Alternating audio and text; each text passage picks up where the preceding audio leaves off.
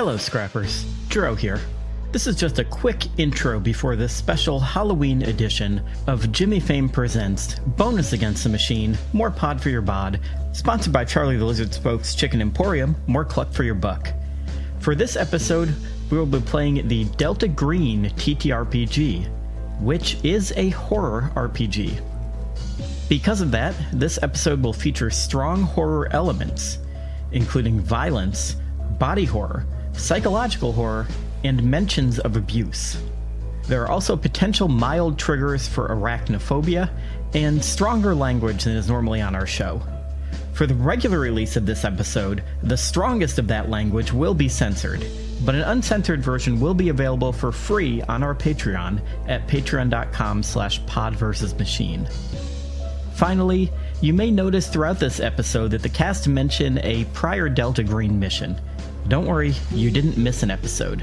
This particular module starts as the agents are finishing up a previous mission, so I had our cast do a few rolls to sort of speed run another Delta Green shotgun scenario. In this case, the scenario Honeycomb, written by William Sharr.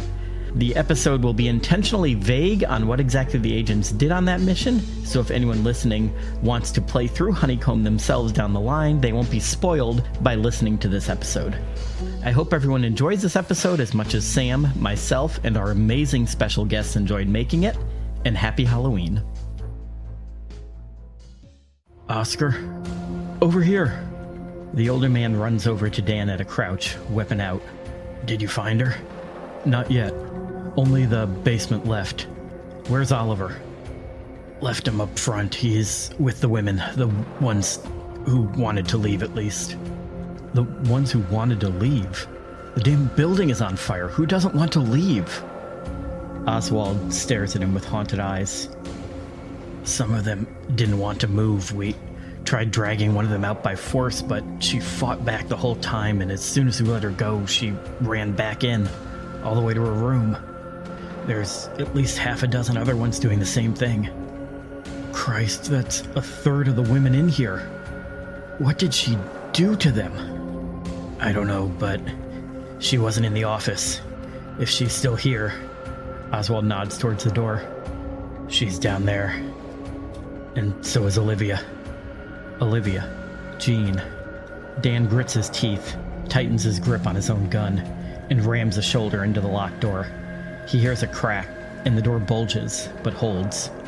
Hit closer to the jam. Remember, you're trying to break the lock, not knock the whole damn thing down. I know what I'm doing.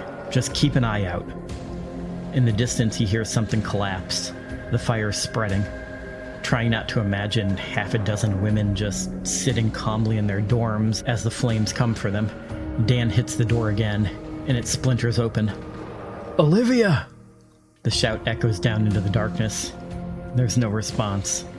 The hell are you doing, Oscar? I told you the op's down there. She knows we're coming now. She heard us bust the door down. She knew we were coming anyway. But Olivia might not know it's us. Now she does. If Olivia's even still... Shut up. Just shut up and follow me. Oswald's eyes widen and Dan grimaces. I'm losing it. I need to remember he's trying to help. Help me find Jean. He moves down the stairs two at a time, making no effort at stealth. He feels something hit his face at the bottom and nearly screams before he realizes it's a pull chain.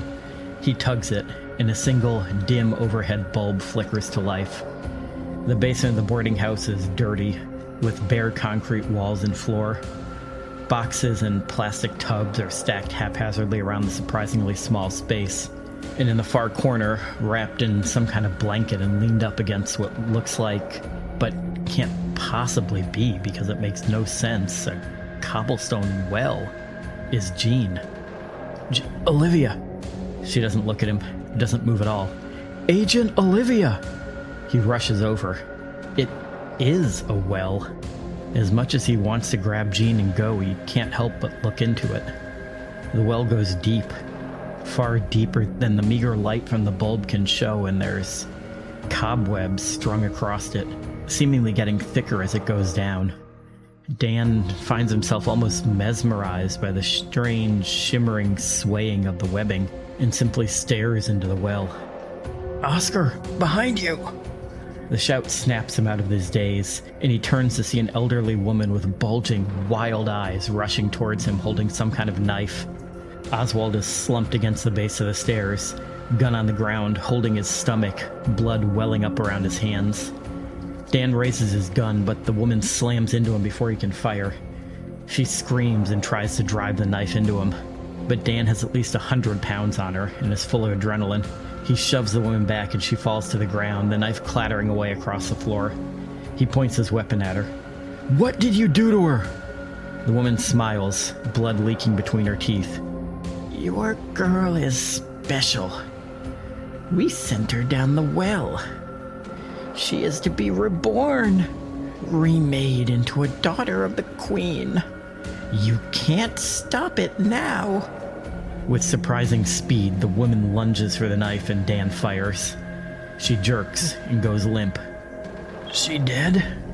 Oswald's voice is weak, but steady. Dan flips the woman over. The bullet took her above the left eye. "Yeah." "Olivia?" He looks at her, slumped against the strange well, staring forward. "She's breathing." Dan crouches down close and whispers, Jean, speak to me. It's Dan. I'm here." She just keeps staring. He reaches out and grabs her shoulder and immediately realizes something is very wrong. The hell? He grabs a blanket and pulls it off her and has to fight back a scream. "Oscar, she okay?" Sweating, Dan wraps the blanket back around Jean. "Yeah, she's okay. You have your phone?" I think it broke when I fell. Cheap piece of..." Dan pulls his own burner out, opens the single contact, labeled simply A, of course, and then hesitates. He looks from the phone to Jean, back to the phone, back to the woman. "Oscar." He makes his decision. This is Pot Against the Machine.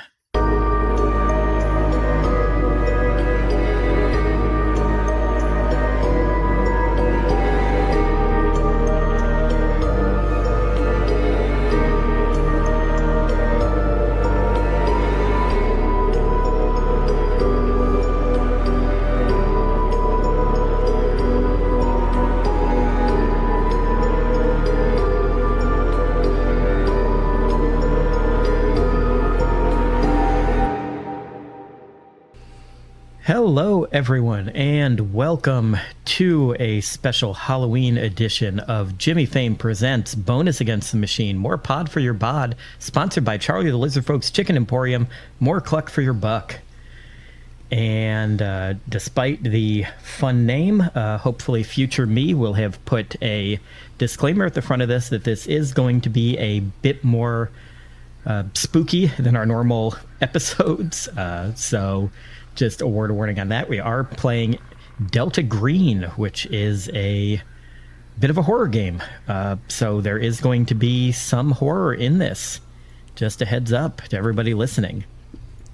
So, to start off, it is a dark night, bit past 10 p.m. in Central Florida, coastal Central Florida in Hernando County.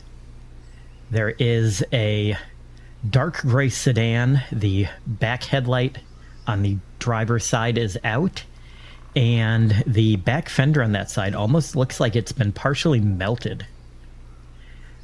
In this sedan, actually, let me see who I want to do this.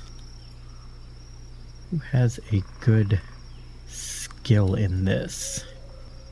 Looks like everybody's probably got equal, because I don't think this is one anyone would have put anything into. It is not, so I'm going to do this randomly.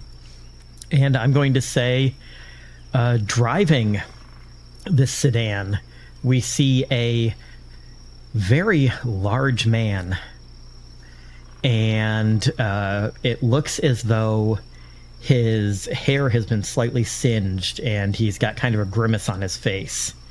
And he is gripping the wheel white-knuckled, And Jackson, tell us who this man is and what he might be thinking right now. Oh, and who you are, of course. Huh? Oh, yes. My name is Jackson. I'll go ahead and start with that. I'm from the 25 North podcast, and I'm happy to be a guest here today. And the character that I am playing is the one and only Leon House, also known as Quake, as his code name. And Leon is... he's a big, bulky dude. He has a very short, square-cut haircut that makes his entire head just look like a full-on brick. He's got a gauge in one ear and a cross dangling from the other, and he's muttering to himself, going, "Oh man, not again. I can't believe I had to burn down another house. Oh, this is going to be bad. I don't think my lawyer buddy's ready for this one again. I just got the payment for the other house I burned down done. All right, well, hopefully one of the smart guys back there can figure this out. I just got to keep driving." Speaking of the other guys, sitting next to Quake is going to assume maybe a smaller guy, at least smaller than Quake. Bit of a nervous look on his face, and he has a like a small duffel bag sitting on his lap. And Adam, how about you tell us about yourself and this gentleman? Hello, my name is Adam Kelly. I'm from the Strange Table Fellows Network. Very excited to be dipping my toes into Delta Green, so thank you for the invite. The man sitting in the passenger seat, nervous might be one way to describe him, but maybe it's more like hungry for what's in the bag. And so he's just like looking at the bag. He's kind of fidgety with it. And, he is a not too tall, but not too short, kind of average height, maybe a little bit on the tall side. He is kind of lanky and thin. He has like dark brown hair with little bits of red kind of throughout it. I guess very similar to mine in that regard, but it's a little bit longer, maybe shoulder length, and is currently pulled back in a tight little ponytail. And he's got, a couple small scars on his face, nothing major, but you can tell he's been in a scrap or two. And he says and his name is Phil Sims, but his code name is Quinn. And he says to Quake, and he says, "Well, I mean, we burn houses down as part of the job, right? We got what we came to get for. They'll take care of it. The bosses will take care of this. I wouldn't sweat it too bad. It won't be the last house we burn down, I'm sure." And I thought it was a pretty good burn job, if you ask me. I mean, I put some extra effort into it, so, And what do you guys think back there? Yep. And moving back into the back seat, we see two more figures in this vehicle. Sitting directly behind Quinn. No, I will not restart my computer. Sitting directly behind Quinn is an older gentleman, graying hair, has a bit of a scholarly look to him. Sam, who are you and who is this gentleman? Hello, nice to meet everybody. I'm Sam, never been on a podcast before, let alone one on this particular network. We'll treat you nice, we'll be gentle, Tonight I will be playing Dr. Everett Tollefson, codename Query. He is definitely an older gentleman, looks to be probably in his 70s, on the shorter side compared to the other guys in the car, but he's a little bit portly, and he's wearing like a short sleeve button down shirt with a tie, as people do. He's got a bunch of pens in his pockets and probably some prodigious sweat stains in his armpits, and he's just like, yeah, it's fine. It's just a little fire. I'm not too worried about it. It's just a little fire. It won't. And with this humidity, it won't catch any of the neighboring houses. And then Oh, it's fine. Nothing burns in Florida, right?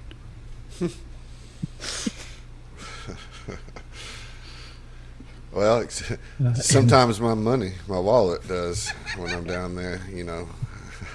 I get to spending, but anyway. And he's just like really like looking at that bag, kind of like feeling the contours of the bag, kind of absentmindedly. And the final person in this vehicle, driving down this dark single-lane road, is a young woman, a good bit younger than the rest of the people in this car. She almost looks like she doesn't really belong in this group. But Lunar, who are you? Who is she? And what is she thinking about this situation? Hi, my name is Lunar. I am a part of the 25 North podcast. I'm also a VTuber on Twitch, and I play funny video games, and I'm loud on the internet. It's a good time. But yeah, sitting in the back of this car, the camera like pans over and sees a younger, a little bit more on the heavier side woman. She is in her 20s, and her hair is almost it's a bob, and it's frizzy, just really unkept from basically running for her life from the fire that was caused by the three gentlemen in this car. She has broken, like, thick rim glasses that are kind of held together with tape and a dream. She's got some very faint olive skin. She's wearing a nice little cardigan, or she was, until they got into Florida and realized it is swamp o'clock and took it off. She now is just sporting her tank top with shorts, her leggings, and some combat boots, the lucky ones that she always wears. And she's just writing down in her journal with this really silly looking pen that has a pom-pom purin, the Hello Kitty character, at the very top of it as like the little pencil stopper, and has just been writing in it as everyone's been talking, realizes people are talking, and immediately looks nervous once again as she's looking around and says, "Are we talking about the fire? The fire that you guys started? The one that I told you not to start and we started?" That is indeed the one that we were talking about there. Awesome. Great. Listen, I mean, sometimes you gotta realize that the only way to actually properly handle the supernatural is to set it on fire. I'm just worried about getting caught. What? I'm pretty sure there was no people in there. I mean, yeah, I would hope so. Anyways, it'd be not the best if we just left a bunch of people to die in a fire. That would be really not great. Yeah, I mean, I don't want that on my conscience. I would like that to not be on my conscience. I already have enough going on here for gestures to her head. I mean, I did a quick sweep before we lit the match, you know what I mean? And we had to do what we had to do. This is the business that we're in. Now, rest assured, if anyone was in the house, they were probably already dead anyways. At 95% surety on that. That makes me feel so much better. I really appreciate it. Good enough for me. Thank you. We're here to help. Yeah, no problem. You need a cigarette? I don't want a cigarette. That's all right. No, thank you. And Y'all mind if I smoke? No, I don't mind. That's a win. She looks a little bit upset when you say you're going to smoke. She has stated before to you that she is a nursing student and is actively going for a Leanne rolls nursing one of the degree, windows down. and just like mutters under her breath, "Smoking's going to kill you more than the ghost will." But like, what do I know? Oh, whoops. Anyways, hey, what's the thing we're doing? No, don't worry about it. Hey, so what exactly is the goal right now? What are we going to do? And Quake, you would know, since you're driving, you guys each have a little like Alcatel prepaid cell phone, like those little flip phone ones like Track Phone and those use. And Quake's, yours has some directions. You're looking for a sign that says Arapika 10 miles, and you're supposed to take the second street after that sign, which is going to have a broken off street name on it. Like the actual street sign is going to be broken off at the top. And actually, as Quartz asks that question, the headlights of the car pass over this green sign, Arapika 10 miles. And as you drive, you start keeping an eye out for that broken off street sign. And since you have an 80 alertness, I'm not going to have you make any kind of roll or anything to see this in the dark of the night. You notice immediately, you see the first street, and then you see the second street with a street sign on it that is broken off, and you turn the car onto that street. I also realized I don't think I said her name. Her name is Misty Ward. Her code name is Quartz. Okay, now I've made sure I've done that. Now I feel like I know you. There you go. Alrighty. It's weird that you were anonymous until this point. I know. Oh, God. We did a whole mission together. She just didn't want to be known by anybody, let alone Delta Green. Finally, she introduces herself. All we had to do is offer her a cigarette for the 10th time. And we got it out of her. Yeah.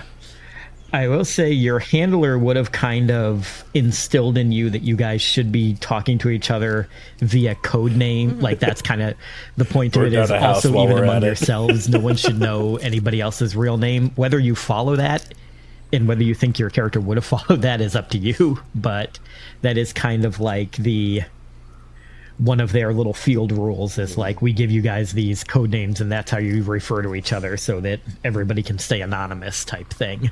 Totally. I mean, you guys would only know me as Quinn, and it's totally because of the Delta Green anonymous thing, and not for any other reason.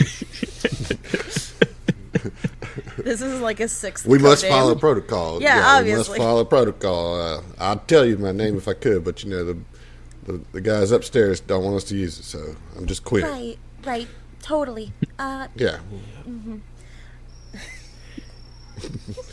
So you are driving down this road. After maybe about a quarter of a mile, it goes from asphalt to like what feels like maybe hard clay. And Quake, you check your phone again as you're driving, and you see that there is supposedly some kind of building coming up on your left. And sure enough, after maybe another 2 or 3 minutes of driving, you come across what looks like some kind of maybe a warehouse of some sort, and it has a tall chain link fence around it with a no trespassing sign. And you pull up to the gate of this building, and you text on your phone here, which is what was written on there to write when you get there. After about maybe 30 seconds or so, another message comes through, and it says, "Fake rock, green triangle." And that's all that it says on it. All right, well, get ready for a little scavenger hunt. We're looking for a green rock, or we're looking for a rock with a green triangle. It's a fake rock. Anybody got caffeine? Thank you. So, Did you not get a monster when we were at the last gas station? I told you to get one. Did you not do the stupid thing you were gonna say? We were gonna mix a 5-hour energy drink into the monster to see if you could beat the heart attack. I did, but it didn't. It did nothing. I drank the whole thing and it did nothing. Time to start looking around. Yeah. yeah. I mean, I have some not fake rock if you want that. Next time. Yeah, exactly. You know, he touches his nose. You got me. You know. I'm good person. I'm just saying. I just happen to have some. Man with a Missouri accent appears out of nowhere and Hey, yo. Oh, gosh darn it! Not I hate when that again. happens. I know exactly. This guy, he keeps coming He and taking my fades stuff. away. Yeah. Back to his other game. But yeah, so everybody make me, this will be your first rolls of the actual game. Let's go. Make me both a search roll and an alertness roll. Oh, I've got a 40 to my search. I'm not so good on the search. Yeah. I pressed the search button. And just as a reminder, in Delta Green, you roll a D100, and you're looking to get under the number that you have in a skill. All right, well, that's a 42 over 20 on my search, and then alertness is I got 70 over 50. I got so. two passes. I got Oh, a good. 5% over 40 for search and 35 over 80 for alertness. Leon is just, or Quake is just locked in. It's the moment I mentioned that 5-hour energy drink. You're like, never again. Yeah. I think Turns out it worked. Query very much does not like searching around in the darkness. I got a 44 on my alertness and a over 40 and a 92 over 40 on my The search. monster kicked in. Crushing it. Yeah. So the only person that succeeded on either of them was Quake. So go! everybody is, you guys are all just in the light of the headlights of this car, digging around looking. And Quake, two things happened. First is you find on the ground a rock that looks weirdly like uniform, like it's rounded and doesn't look like a rock that would just be out there. And you pick it up, and sure enough, it's like one of those like Home Depot hide a key rocks where the bottom has been chiseled out with a little plastic So fake. fake. Yeah. And when you flip it over on that little plastic bit, someone has in fact painted a small green triangle. The other thing that happens is you can swear from the corner of your eye you see movement on the other side of the fence. But when you look up, there isn't anyone or anything there in the area where you thought you saw the movement. And it is too dark from the headlights to be able to tell if there was anything actually there or not. But you do see what you're almost certain was movement as you were bending down to pick up the rock. I think Quake is going to immediately shoot up and is going to reach into his back pocket for the EMF reader he always carries on hand as he's a ghost hunter. And he is going to turn it on and see if anything is beeping. Yep. And he waves it around, and it is not getting anything more than what it would get just from like the ambient air, and actually probably even less because there's like no power lines or anything out here other than like the single one going into this building. So it's just almost dead. All right, well, no ghosts. Quake is gonna hold up the rock and be like, "Found it." Keep your eyes peeled, though. I thought I saw something. Could be wildlife, but don't want to take chances. Ooh, great.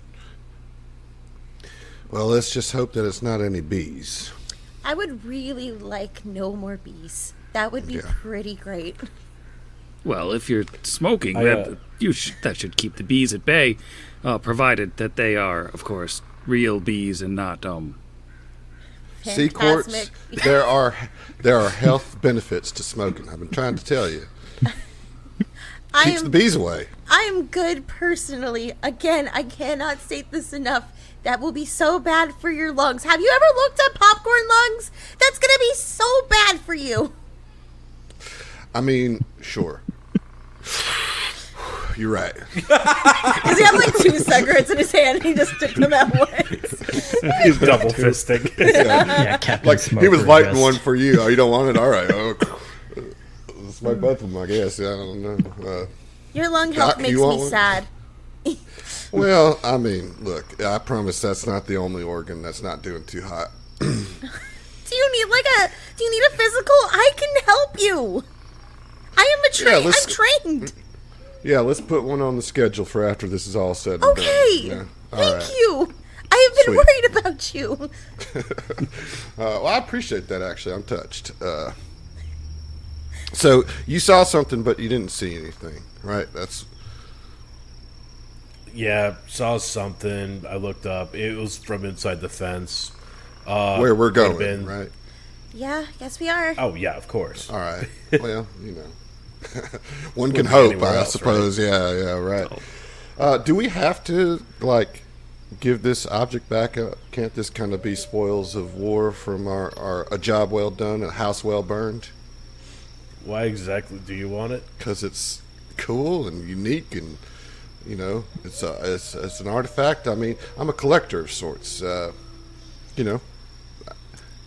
We may not have discussed this before. I don't like to talk too much about myself, but I would do like a good old artifact, and I have quite the collection of them. And this fits the bill. I don't think that's a good idea. Personally, I don't want to piss off command, but All right, if you want to call them up real quick and ask, I don't think I'm more of a do it and ask forgiveness later kind of guy, but I don't want to get y'all in trouble, so that's fine. I was just throwing it out there. This is a pretty powerful thing that we got, so anyway, I guess I'm going to follow you, big guy. Yeah, and Quake, if you flip open that little hatch in the bottom of that rock, there is a small master lock key in there that looks as though it will probably fit the padlock holding the gate closed. All right, well, let's go ahead and head in and, I think we're good. Quake is just going to go over and immediately unlock the gate and pull out a flashlight, turn it on, and I guess just check his phone for any further directions. There is nothing new on it, and you weren't given anything to write back to let them know that you found that. So if you decide to text them, you can, but right now they have not sent you any further instructions or any extra code words to type in for the next step or anything. I'm just going to message back in period where next and send out. And you wait, and it's a bit longer wait this time, maybe closer to a minute, and a reply pops up. And it just says, "in the building," with a period after each word. Can we go in the building? Is it like a small-looking building or like a warehouse type building? It looks like a warehouse. It's probably like a few thousand square feet each direction, like a big square concrete box, single story. Looks like it's got a metal roof, concrete block sides. Okay. Just unpainted gray. And you see a couple of roll-up garage doors, and then there is to the side of those just a metal door, but it, rather than any kind of knob or anything, it has a handle that has been basically chained to a bollard next to it, and it looks like the key you have would also unlock the lock on that chain. All right, well, Leon doesn't see a reason to not trust any of this, so he's going to continue forward as if nothing's wrong. Yeah, Quartz is going to follow immediately after Quake. I had to remember what your code name was for a second. Can we open the gate wide enough to get the car into... Yes, you could if you want. It is like a double gate, and it covers that whole path. I think given the nature of our car... open it all the way and drive the car in. Yeah, probably that. Oh, okay, yeah, we can do that. Hell yeah, I'm down. I'm on board with that. Yeah.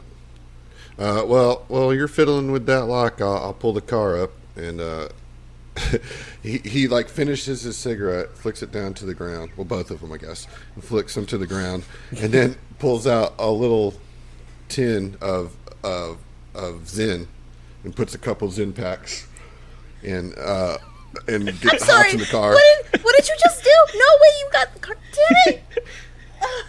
Well, you said you were worried about my lungs, so That's even worse, I would like to think. Well, look, I got to get my nicotine one way or the other, I mean. Patches! Quinn, I'm starting to think you may have a problem. With cigarettes? Just overall. Well, tell me about it. I got lots of problems there, Doc. So Anyway, I'm gonna pull the car. I'm gonna back it in. So we got easy exit. That's the way. That is the only way. You always should back in your car so you can peel out when you need to. Y'all don't go in though without me, and I'm gonna just hold on to this bag for a second. All right, just for safekeeping. Oh, okay. Course just And he Course gets just it has and her, drives off. No, I'm just kidding. Course just has her hands up at that point of like, I'm not seeing anything. If whatever you're doing, I'm not affiliated with. If Delta Green is watching right now, I'm not affiliated with what he's about to do, and starts going into the building.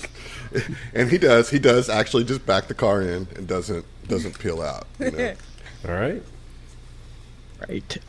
And Quake, as you go to unlock the second padlock, you notice that it has actually already unlocked. It is just looped around in place and is pressed like almost back into where it would click and close, but it's not actually locked. What you waiting on, big guy? We going in here or what? You all right? The door was already unlocked. Oh, that's not good. I'm gonna go ahead and pull out my gun. Oh, okay. We're immediately restoring the Yeah, guns. Right. That's the thing. It's just self-defense. I don't even have the safety off, or on. Off. I don't even have it off. You got me That's really an important concerned distinction. again. Yeah. I think Quake with his alertness is just gonna peek to double check and see if he can spot where the safety is on that gun. You know what? Quinn, make me a luck roll, which is just a 50-50 roll, basically. D100, you want to get over 50. You either ski it or you die. To have the safety on. To have the safety on. Okay, here we go. Let's see if I was telling the truth, guys. All right, that's 80. Okay. Yeah, Quake, you see that he does in fact have the safety on. Quake nods and just pulls out his shotgun and starts to get ready to move in. I mean, you don't know what's in here. There's probably lots of weird stuff in here. This is probably one of many things that we're about to drop off here. So I'm worried about your health there, Quartz. I don't want you. You know what's really bad for your health and what really puts holes in your lungs? Dying? Bullets. Well, yeah. I mean, that's kind of a side effect of the bullets in the lungs, for sure. You know what? That's fair. Quartz nervously goes into her bag and just curses under her breath as she has to draw out her own firearm that she has. She's like, I don't really want to use this, but all right, let's just go in. Let's go in. Hey, hopefully we don't have to use it, Quartz. I'm with you.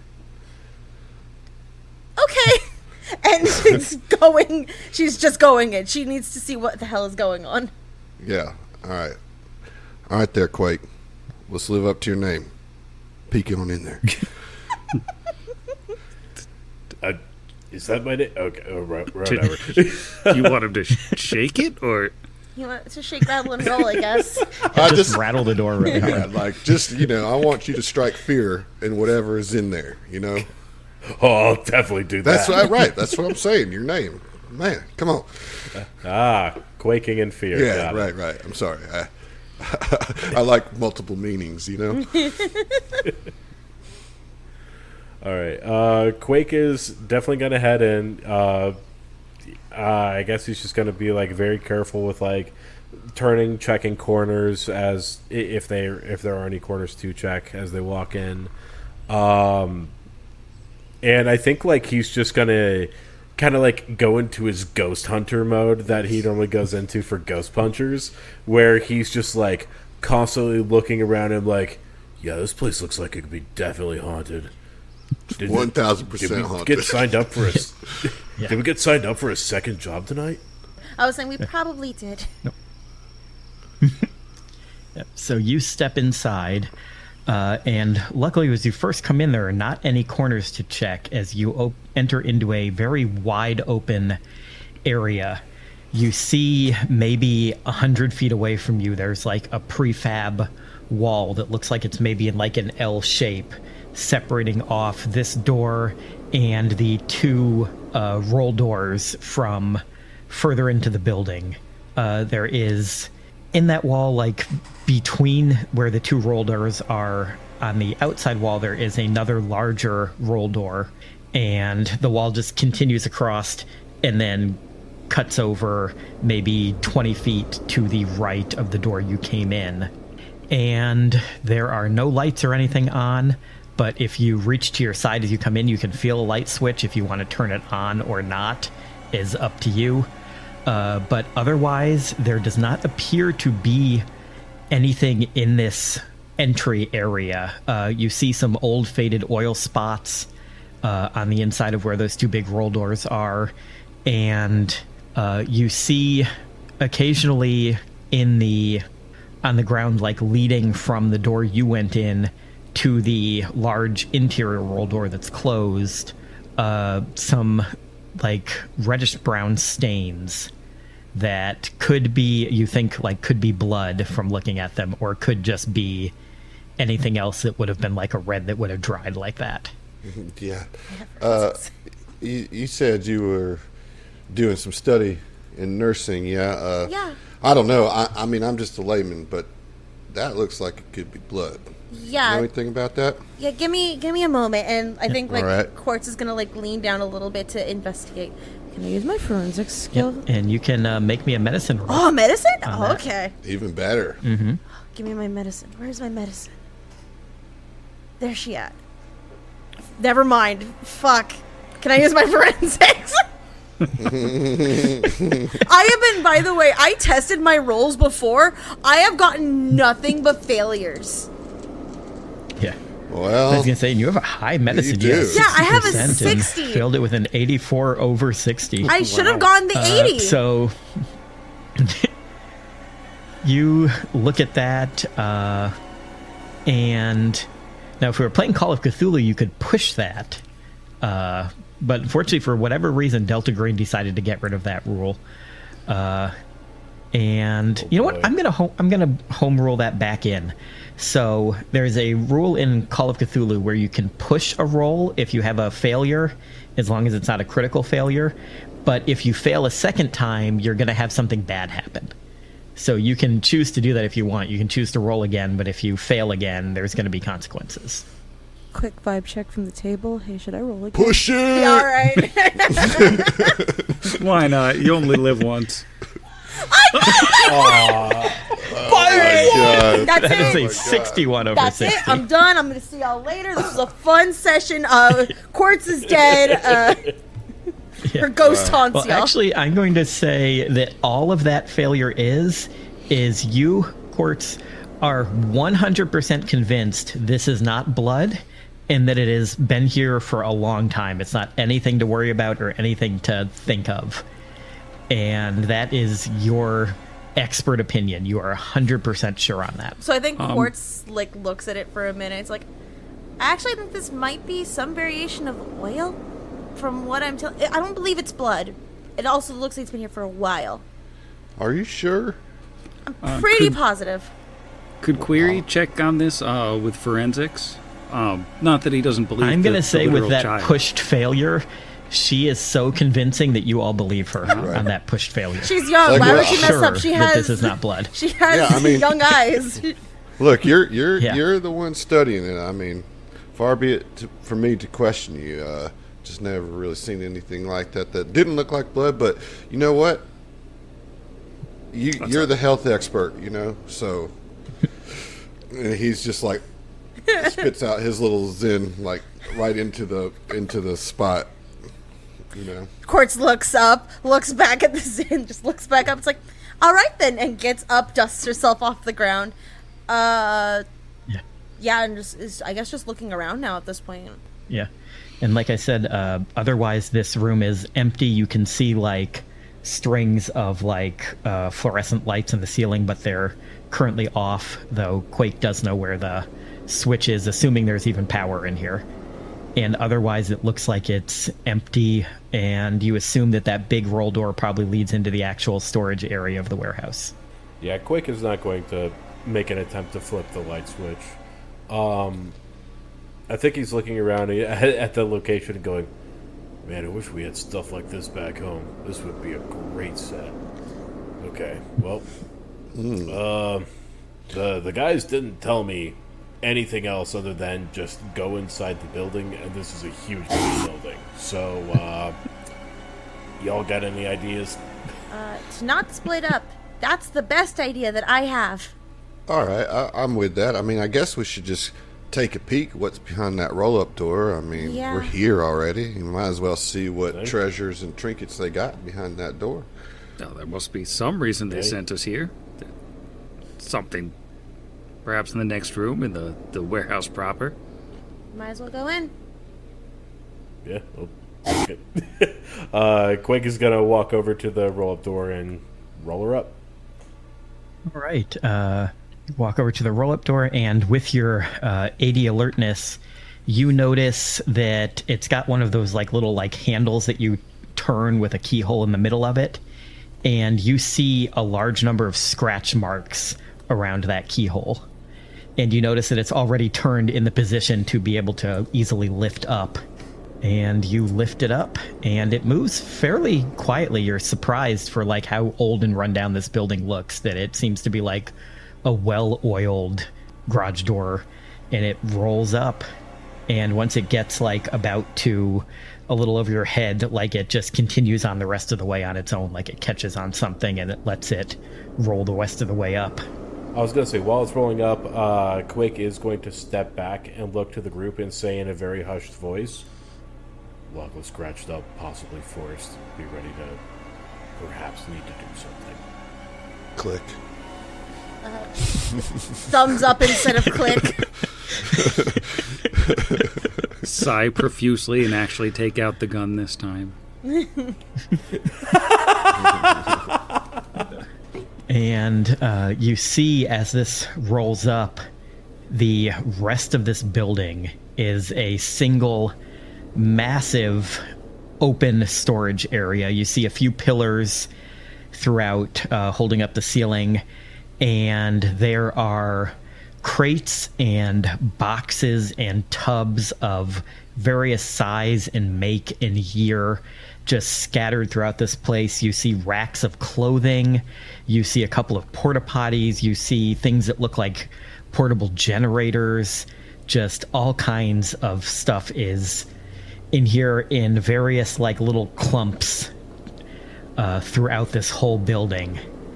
And you also see up against one of these clumps, maybe about 3/4 of the way into this room, so maybe 700 feet in, far away from you, what looks like the silhouette of a person slumped up against one of the pillars next to a stack of boxes. I want to run over to that person immediately. Quartz. Careful. I'm gonna be careful, but this is probably somebody that's really injured. We can figure out what's going on. If you could perhaps go more slowly. Okay. Walks a little slower, but wants to go faster in case this is an emergency. Is there any more non-blood on the floor? Yeah. You see more splotches of it that seem to be leading to this person. He's leaking oil. And as you get as you get closer to them, they are less and less dried.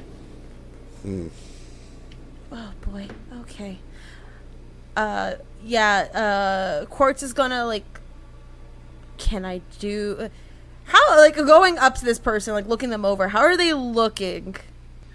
So you see, and I actually have a picture that is totally a unique picture and not just Thomas Gibson with a couple of Photoshop things over him. But you see Criminal Minds jump scare? this It's a great drawing. tall, It's really good. gaunt man. He looks like he's maybe in his late 50s. His hair is starting to gray, and he has gone very pale. He is wearing a white suit, black sports coat over it, black tie, and the white shirt is soaked through in blood from what looks like a wound in his stomach. And he is looking up at you very confusedly, and he says, "Who the hell are you?" My name is Quartz. What's your name? Oswald. Okay. What are you doing here? We were told to be here by our group. Can I patch you up? What group are you talking about? And you see him trying to reach down towards his waist, and you see that he has a pistol in a holster. Yeah, like he's like, Quinn's like, no. Just keep your hands there. We're here. We're not here to cause any trouble. Now, this young lady right here has some training and some first aid, and it sure looks like you need it. And I slowly start to walk over there, and I was like, I got a little extra first aid here too. And I pull out a flask from the inside of my coat pocket. It's like, do you need a little something to take the edge off here? It's Louisiana finest whiskey, man. I'm guessing Oswald doesn't sound familiar as a name that we would have known about.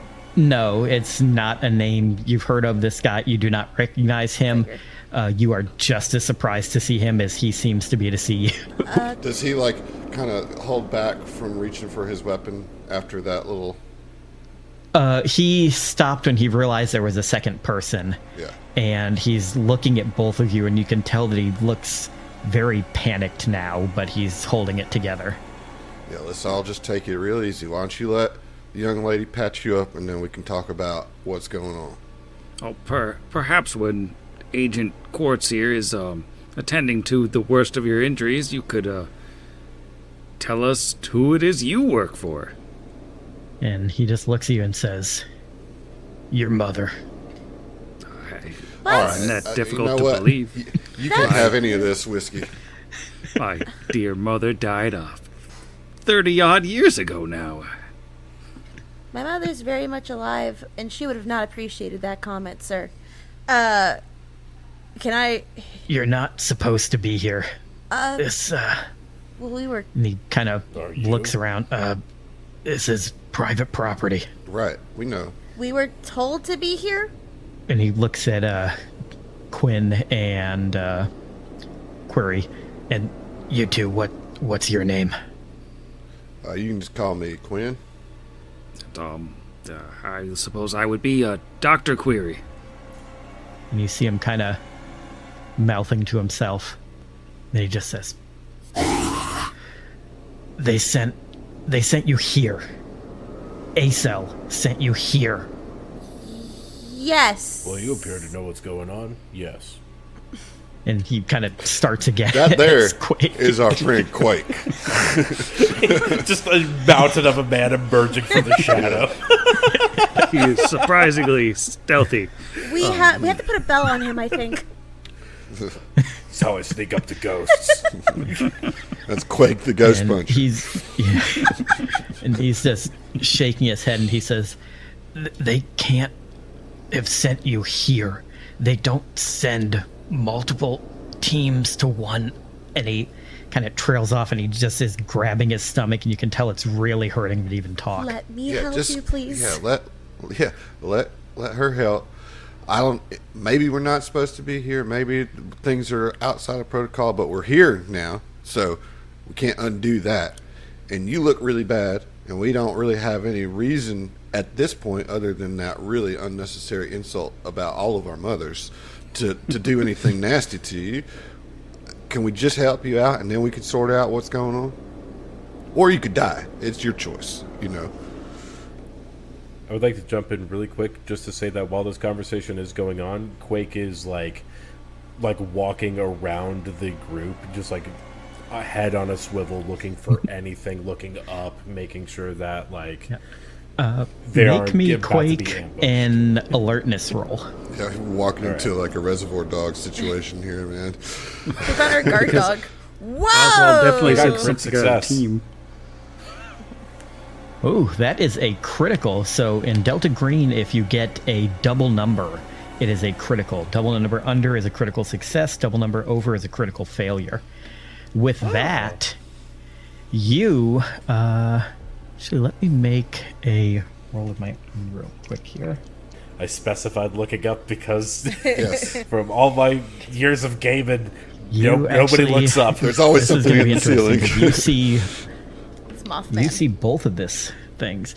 So you boy. notice one that there is another man who looks like this. Which is totally not the Schreiber with the exact same Photoshop filter over him.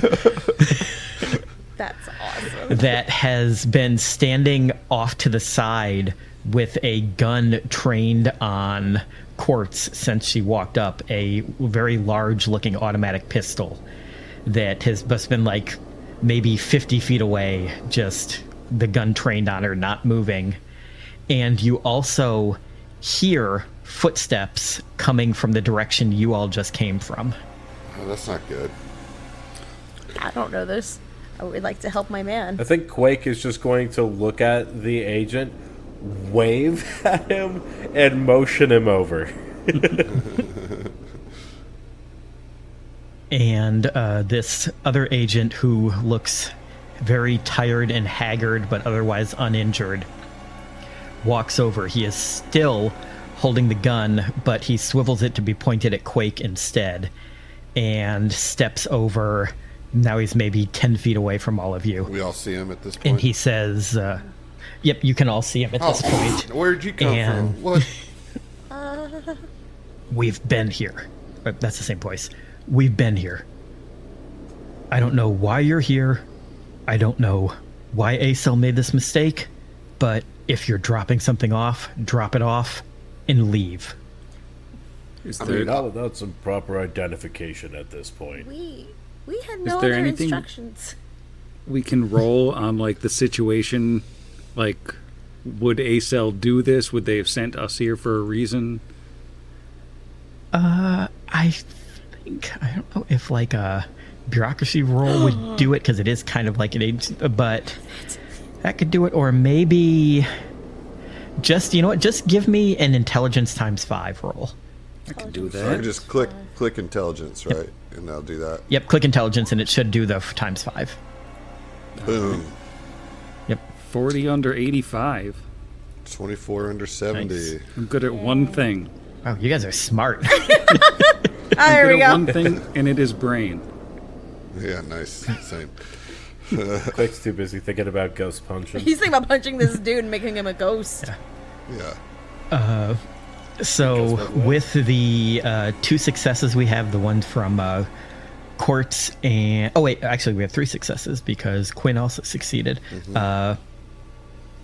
So Quake, you're not really sure one way or the other, but the 3 of you know that this situation doesn't seem to make sense. Like, you almost agree with what these 2 are saying, that this seems like very sloppy, that Acel would have sent your group and another group to this place with how much effort they put into keeping everybody in like these separate cells and nobody knowing anything about each other. Listen, a You think mistake. this sounds weird? Yeah, a mistake was obviously made here, but I think that's to the benefit of y'all, because otherwise your friend here is going to bleed out. Now, we have a trained medical professional, right? You are Hi. trained medical professional, right? Yes, I am. Okay, you all right. So we have a trained medical professional here that can help your man with that pretty nasty gun wound that he has in his belly. We'll do our business and we'll get out of here. We didn't know that you were going to be here. You didn't know that we were going to be here. We're not trying to start any. You know, we just have to drop this thing off, and we can take care of you, or we're not. That's up to y'all. Quartz is going to look at the injured man and then look at the clear confusion from both groups and have a thought of like, could this have been a trap? Yep, we got set up. And as you're thinking that, from behind all of you, you hear another voice say, all 4 of you, hands up. And you see stepping out behind you with an automatic shotgun trained on your backs is It's going to be Matthew. this gentleman. Let's go. and he looks terrified, and the gun is shaking, but he does have it trained on you. Quartz All right, is going to stand up. I am not a threat right now. I am trying to help your friend who is actively bleeding out. Can I please help them without being shot? Potentially. Please. I can show you my medical tools. I promise I'm not going to hurt him. And he's gonna look at the guy at the handgun and say, Oscar, what do you think? Do I look like I look would at him. hurt you? Look at me! I am like the And- dorkiest, like blockiest person out of anyone here. I couldn't take down you two. I am not a threat. Make me a human roll. Human? I didn't know I was supposed to take humans. I only have a 10. What about bureaucracy? What about bureaucracy? I have a 50 to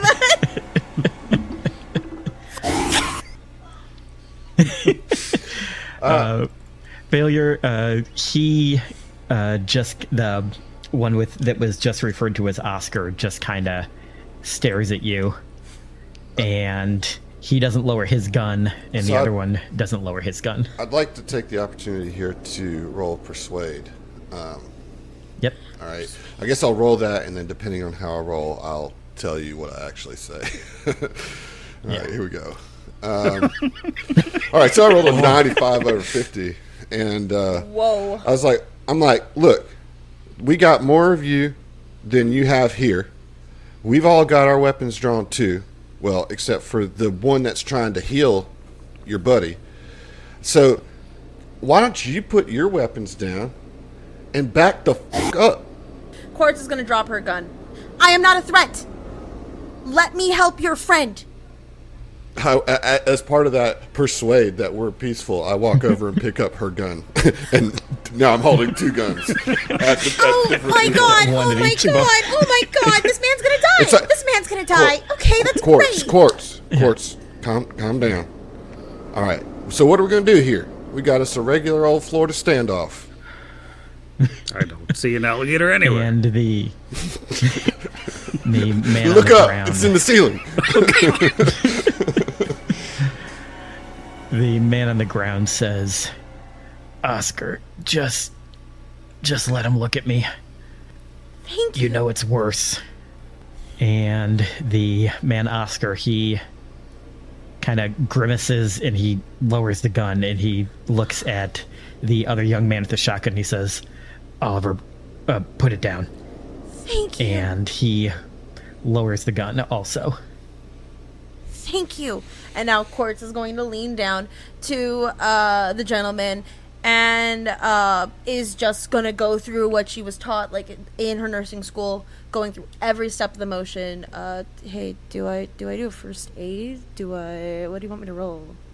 Give me give me first a medicine roll to see what the issue is, and then a first aid to see how well you can deal with it. So, I'm so sorry, you said a first aid. Oh, so the medicine roll first, and then...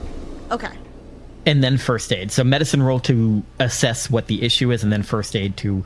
All right, The guns are not ever leaving being aimed at the two Damn it. non-wounded, you know. Yeah, Query's been pointing his gun at the wounded guy the whole time because he's nice. not quick on the sources of danger assessment. Yeah. So with your 28 success on medicine, you realize that he has been stabbed and that it looks as though it has maybe like cut open his intestine. Ooh, that's not good. And unfortunately though, with your 97 on first Yeah. aid, you realize you do not have the tools with you to fix this kind of damage. I'm only a second-year nursing student. We haven't covered giant lacerations on intestines yet. She, like, curses under her breath, and she's like, his intestines are all messed up. Someone stabbed him. Who attacked him? What was the weapon? And she's, like, looking over to Oscar and Oliver. And Oswald is actually the one that answers. He says, that's supposed to be need to know, but... We're in was, a need-to-know scenario, my man. You have been stabbed. Crazy woman with some kind of bronze knife. Bronze knife. Oh, well, if you survive, there's going to be so many things we have to worry about. Do you have the knife? He looks at Oscar. Do we have the knife? No, it's still with her. It's over the line. With her? You lost eyes on her? Oh no, she's dead. Oh, good. That's great to know. So Quartz is trying to think of how best to fix it. Like, I do not have the equipment to fix this here. The good news is, if it was bronze is an alloy of copper and zinc, so it should be antimicrobial, so the chances of infection from the primary wound, at least, are...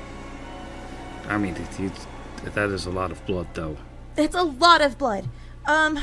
We gotta figure out a way to wrap this up and keep the pressure and just make sure everything's okay. And she's like going through everything that she could think of. I have this airbrushed T-shirt that I bought from the gas station. You know, just like that shove would it in work. the wound. Do not shove it in the wound, but give that shit to me. You're the doctor, Quartz. All right. Here, but you gonna- take this. See if that can staunch it. I can at the very least make a wrap for him to help keep him with us, and then we have to figure out a way to get you out of here. Leans over to Quake. Fire? Are we there? Are we at fire yet? Give it like 5 more minutes. All right. Yeah, so Quartz is just wrapping him up in what she has made to be like this like faux bandage out of this tie-dye shirt, making sure that certain parts obviously have been like ripped up so that way, or taken care of to the point where it would be okay for it to be wrapped for at least a little bit here to try to at least help things together. It's like a Dolly Parton airbrush shirt, like a caricature of Dolly Parton. It says 9 to 5. Oh man, Dolly. Listen, Dolly will help keep him alive. The spirit of Dolly will help him live.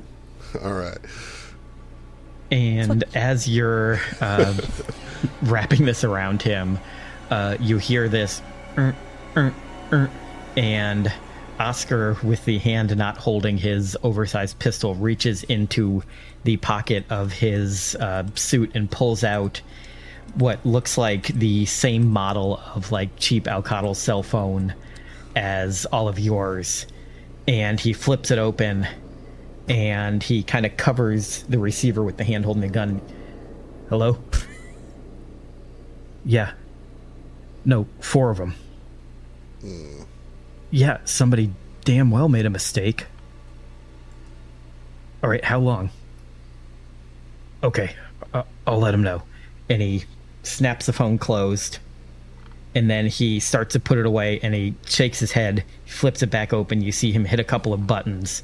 Then he snaps it closed again, puts it back in his pocket, and he looks up and he says, apparently you are all supposed to be here. There's some kind of private medical transport on the way for Oswald. Shouldn't be more than 20 minutes. Okay. I can keep him alive for 20 minutes. All right. I as a player, out of character for a second, am a little worried about being here when said medical transport arrives, because, I don't know. We could be getting erased here pretty quick. That might be the situation that's happening here. So, I don't know if I would vocalize that in the moment, but that is certainly what Quinn is feeling. I think Quake is going to turn to Oscar and go, so, just so I understand, we're here to drop something off. What are you here for? Look, our whole mission went foobar. I can tell. We drove for 14 hours to get here. Oh. And Oswald's hurt. Olivia's hurt. We just needed somewhere to lay low Olivia? until ACEL could send us help. Is that the woman that you shot with the knife? No, that's she's the last member of our team. Where is she? She's over there.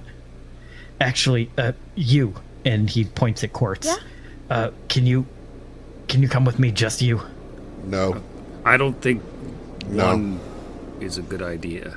No, that's not going to happen. Tell us what's up with Olivia. We can all do this together. she's hurt, but okay, never mind. We'll wait. We'll No, wait for whoever ACEL is sending. No, I want to. Maybe go we see can them. look around in these boxes. Maybe there's something that'll help. We only got here 20, 30 minutes before you did. We haven't really had time to search anything. And to be clear, we do not see a fourth person anywhere. You do not. No. Did we see another vehicle when we came in? You did not see another vehicle. Probably 'cause we did. Though you think now that you've seen him that the movement you saw was Oliver probably standing guard outside. And that's how he got behind all of you. He followed you in. Where would this person be even located? She's in the back office, but she's not in good condition, and there's not enough room in there for more than me and one other person and her. All right, well, I can escort you guys to the door and just That be would at the be fine. door, you know. We can at least keep two people together. Yes, that works. Let's just at least go check her out, because if she's in bad condition, we need to see her too. He before he follows them, he leans over to Quake and to Query and says, "Y'all keep a real close eye on these agents here. I got a bad feeling. I think we're getting set up.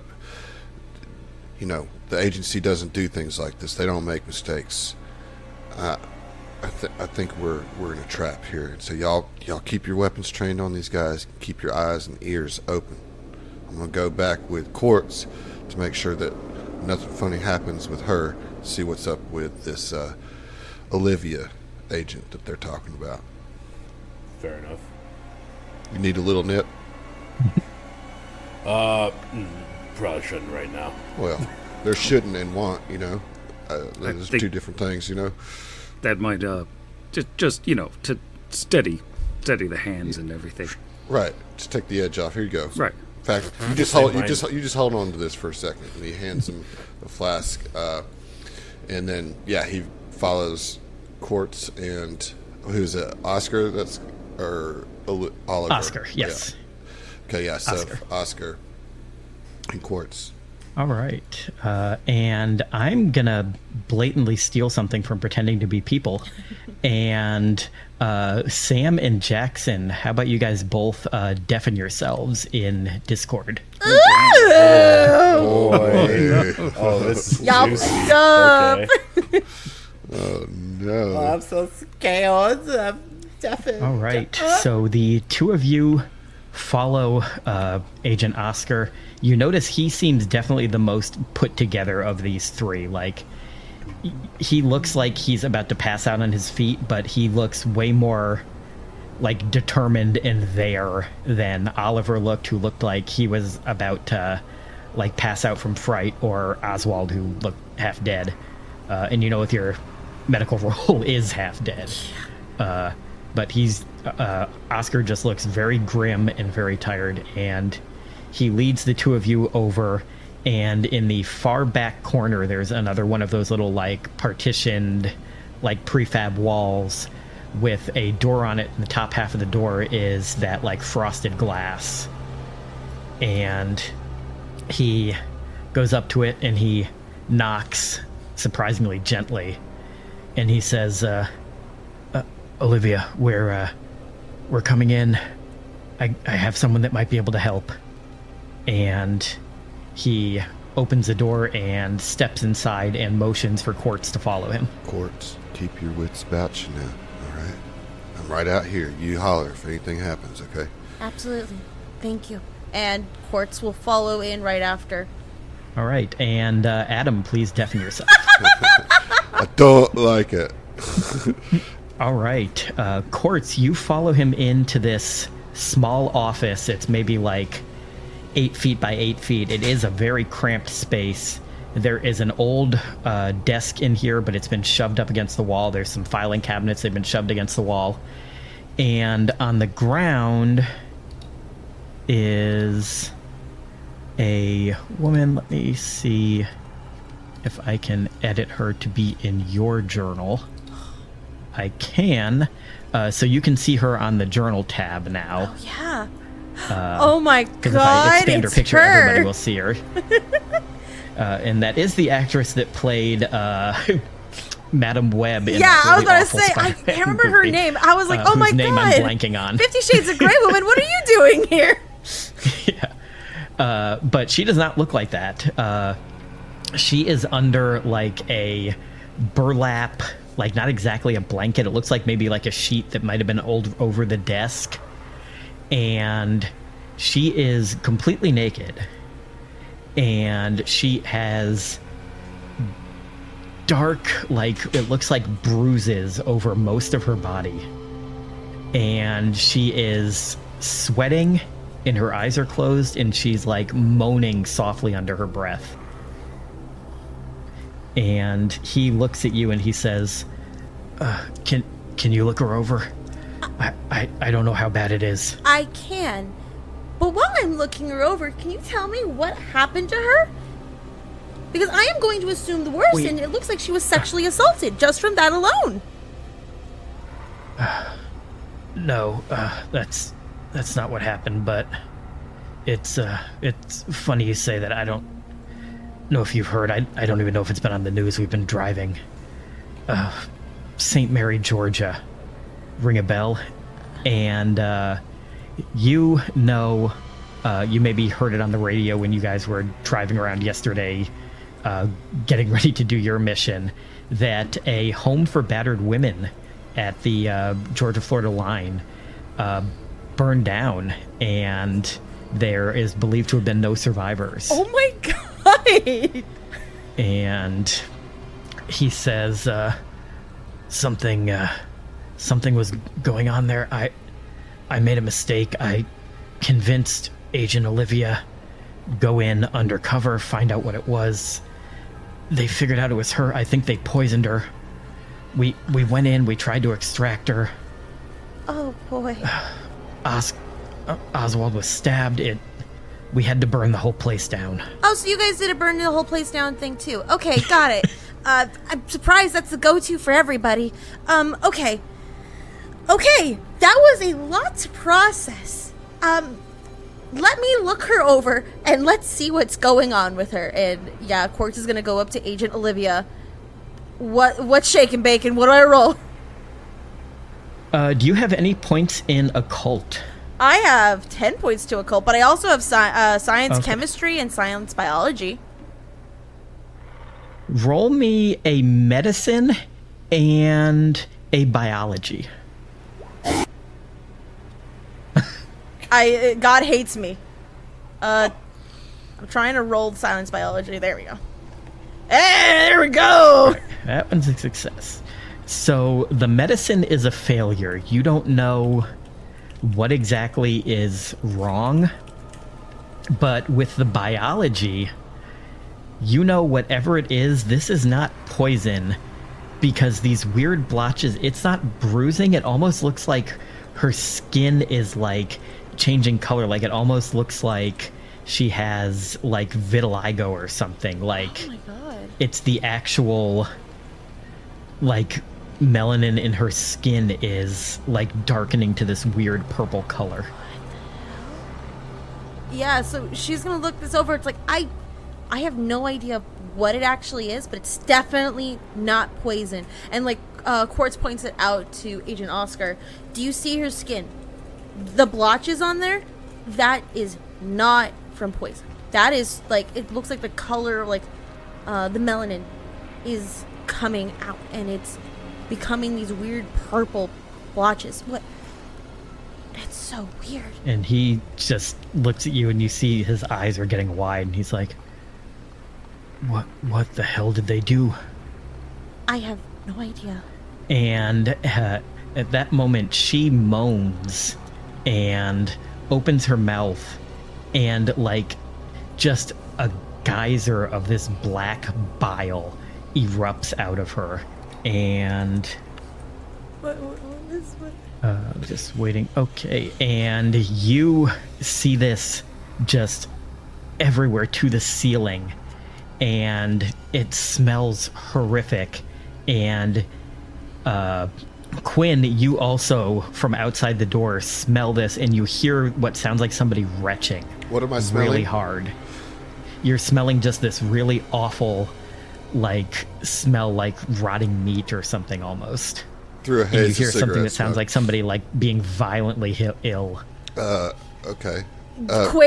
Quartz screams, by the way, when this happens. Yeah. Okay, so I burst And in. Oscar also screams, so you hear the two of them scream as well. Yeah, I burst in. All right, you burst in, and I'm going to ask the other two to undeafen, and we're going to real quick have what they were doing while this examination was going on, and then they will hear the scream. Okay. I am no longer in jail. Free. Okay, I'm not going to tell you what's going on, other than it sounds like we have a full case of cigarette situation going on here. So, Agents Quake and Query, while they are walking away, you are left with Oliver and Oswald. Do you do anything, say anything to either of these two? I think Quake is gonna look over to Oliver and be like, "So, ghosts?" Ghosts? Ghosts are real? I'm sorry. And he kind of whispers, "This was my first. This was my first opera.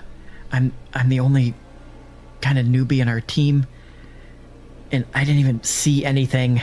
I still don't half believe any of this. You're telling me ghosts are real?" Oh yeah, of course they're real. See here, let me give you Quake's guide to the supernatural featuring the ghost punchers. So the thing is that when there's a ghost that you're fighting, you really want to take it out. You gotta get really mad, right? Feel that anger, because the ghosts don't feel it otherwise.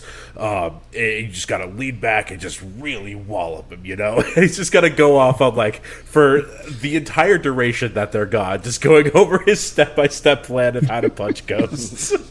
While Quake is explaining how to punch ghosts, could the Dr. Query just casually kind of walk over and take that gun that Agent Oscar, or I can't remember which agent it was, put on the ground by Oswald. Agent. No, Oswald's the guy who got shot, right? Yeah. Oliver never put his gun down. He's still holding his shotgun. He's just not pointing it at anyone. Okay, never mind. I'm not going to try to steal a gun out of anybody's hands. Yeah. Just be doing some light drinking since I now have a flask in one hand and a gun in the other. Yeah. And I think Oswald's going to look up at you and he's going to say, You were really sent here. No, Acel told you to come here. Oh yeah, they sent us over after we successfully completed our mission. I would say smashing success, better than anyone could have expected. Wouldn't you say, Quake? Oh, yeah, of course. I mean, last case scenario, whenever you have to, really do what needs to be done against the ghost, you burn the house down. That's just how it goes. The ghost can't haunt the house, so the house doesn't exist, right? Oh, the house was a total loss. Yeah. Absolutely. How do you guys know about the key? I got a text about it. And Oliver looks at Oswald. Shouldn't they have told Oscar if there was a key? Wait, did y'all not have a key?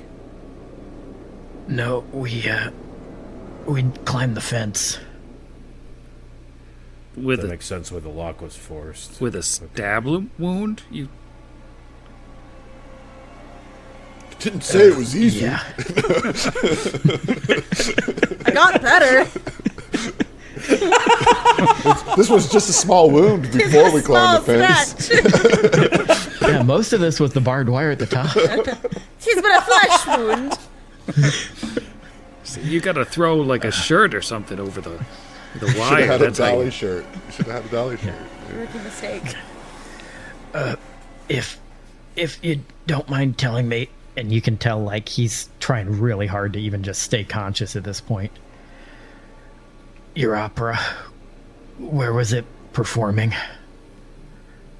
How close were you? is it 30 minutes down the road? Yeah, probably. Well, probably altogether like maybe an hour. Quake is just going to point in a vague direction and just be like, about an hour out that way. Something's wrong. Starting to sound to me like you all weren't sent here by ACEL. No, they've been calling Oscar all day. Every 20 minutes or so, that damn phone of his rings. That's not right. Normally they tell you something once, and then if you ask for clarification, they tell you to fuck off. No, I know that's how they normally do it. We messed up. The mission didn't go great. That's why I thought maybe they were keeping in closer contact, but our mission was across the state line in Georgia. We drove 14 hours to get here. Have you worked with this Oscar before? Once, yeah, him and Olivia both, they... I don't know, they seem a little closer than you're really supposed to. Oliver's new, but they've both done other missions with other cells. I mean, most agents have. Oscar's done a mission in Florida. He mentioned it before. I think Query gives Quake the big eyes. Just sort of a look of like, this don't seem right kind of thing. Oh yeah, Quake agrees. A very silent agreement, but yes. Out of character, just so I understand, I know that in the lore that was provided to us, agent code names typically start with Q's, but these guys' names have all started with O's. Well, the agent code names, the different cells each have a letter assigned to them for their mission, and every agent in that cell will use that letter. The only cell that stays the same all the time is A cell, which is made up of the leadership of the Delta Green Outlaws.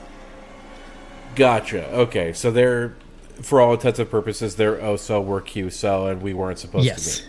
Okay, gotcha. Yes, that is correct. Just wanted to clarify you would that. know, and you might not know because this was kind of all of your guys' first mission, but you would assume that normally you wouldn't have two cells operating this close together, and also that they wouldn't tell two cells to both go to the same green box, because the whole point of doing the cells and the code name and everything is to keep this as secret as possible and give everybody as much like need to know only stuff as possible. I mean, my question is, why would they send them 14 hours away? Certainly they have a green box in Georgia, and I know I'm not privy to this conversation in character, but that is definitely a question that I have as players. Like, why would they send them so far? And like, set him up, dude. I'm telling you. It's like, I think it's like we're supposed to handle this problem. If they had a bad mission and it didn't go well, like maybe we're supposed to clean up. I think somebody else sent them here. It wasn't ACEL. Also, just as another clarification item, all four of us have the burner phones, right? Yes. And the text has been going to all four of us? The texts have been going to... The most recent ones have been going to Quake because you're the one that's been driving, so they've been giving you the directions. But over the course of your mission, you've all gotten some text or another from ACEL. Mostly like at the start of it for you to all meet up, basically. And since then, you've... like whoever's needed it has contacted them, and when you do, they'll contact you back. But it's also always been text only. With None that of you have gotten phone information, calls. Quake's going to look to Oliver and Oswald and be like, has this all been Oscar leading the charge, or have you all gotten messages or texts at all on your phones? I lost mine during the mission, Oliver. Well, I thought... Oh no. Oh no? After Oscar got his first phone call, he took my phone. He said that he needed to consolidate them because we only had 2 left and he didn't want to lose them. He's had both since we left the home. Okay, I don't like that. I don't like that at all. I don't like this at all either. Oliver, you want to real quick do a perimeter with me just to make sure that nobody's coming? Yeah, no, that sounds like a good idea. And as you both start to step away, you hear screaming coming from that far corner of the building where the rest of the group went. Booking it. Moving as fast as I move at this Right, late babe. hour. So you guys all hightail it over there, I'm assuming, and Oliver will come with you. And I'm going to say Oswald on the ground. yeah, Sorry, bud. that you probably get there right at the time that Quinn is able to get the door of this small office you see in the corner open. So I'm like, "Yo, get over here quick! She's screaming in there. I need help! I need help!" And he like burst in. You don't want to burst in? Too late. Yeah. I'm there. And as you burst this door open, you all smell this horrific, like, rotting meat smell. And you see in the room both screaming their heads off and covered in this, like, black, oily tar, agents Oscar and Quartz. And there is a woman on the ground who has this same stuff covering her from like the mouth down, and you actually see some of it dripping from the ceiling. Oh my god. She like erupted with this vomit or something? Like Quartz, I think, what is it? She like got pushed like back to the wall just out of like instinct of like, I need to make myself, not be in the splash zone of this. And she looks to everybody and looks to Oscar. What the hell happened at that house? I don't know. You are not telling me everything. I need to know. And she's being very more assertive right now at this moment in time. Like, this is, I think, the most assertive that you guys have ever seen her be, and she actually has a spine.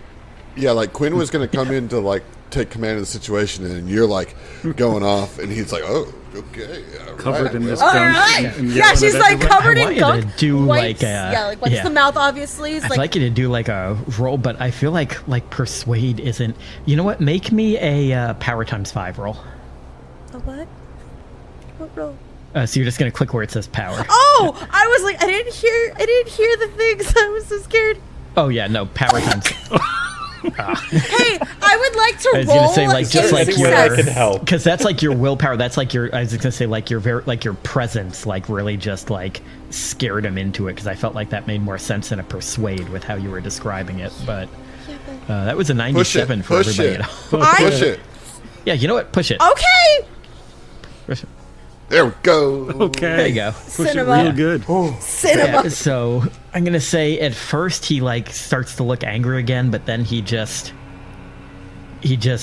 kind of sinks down to his knees and he says,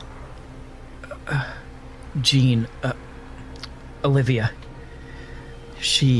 something happened. I don't know what. That crazy one with the knife, the one running the place, she said something about her being chosen. I don't know what's going on. So Quartz, looking this over and seeing this, like she is at this point right now. She's pushing down like the instinct to throw up because this is way more important. So is Agent Olivia standing up now, or is she back on the ground? Just No, like, she is still just laying on the ground. okay. Is she conscious? No, but she is naked.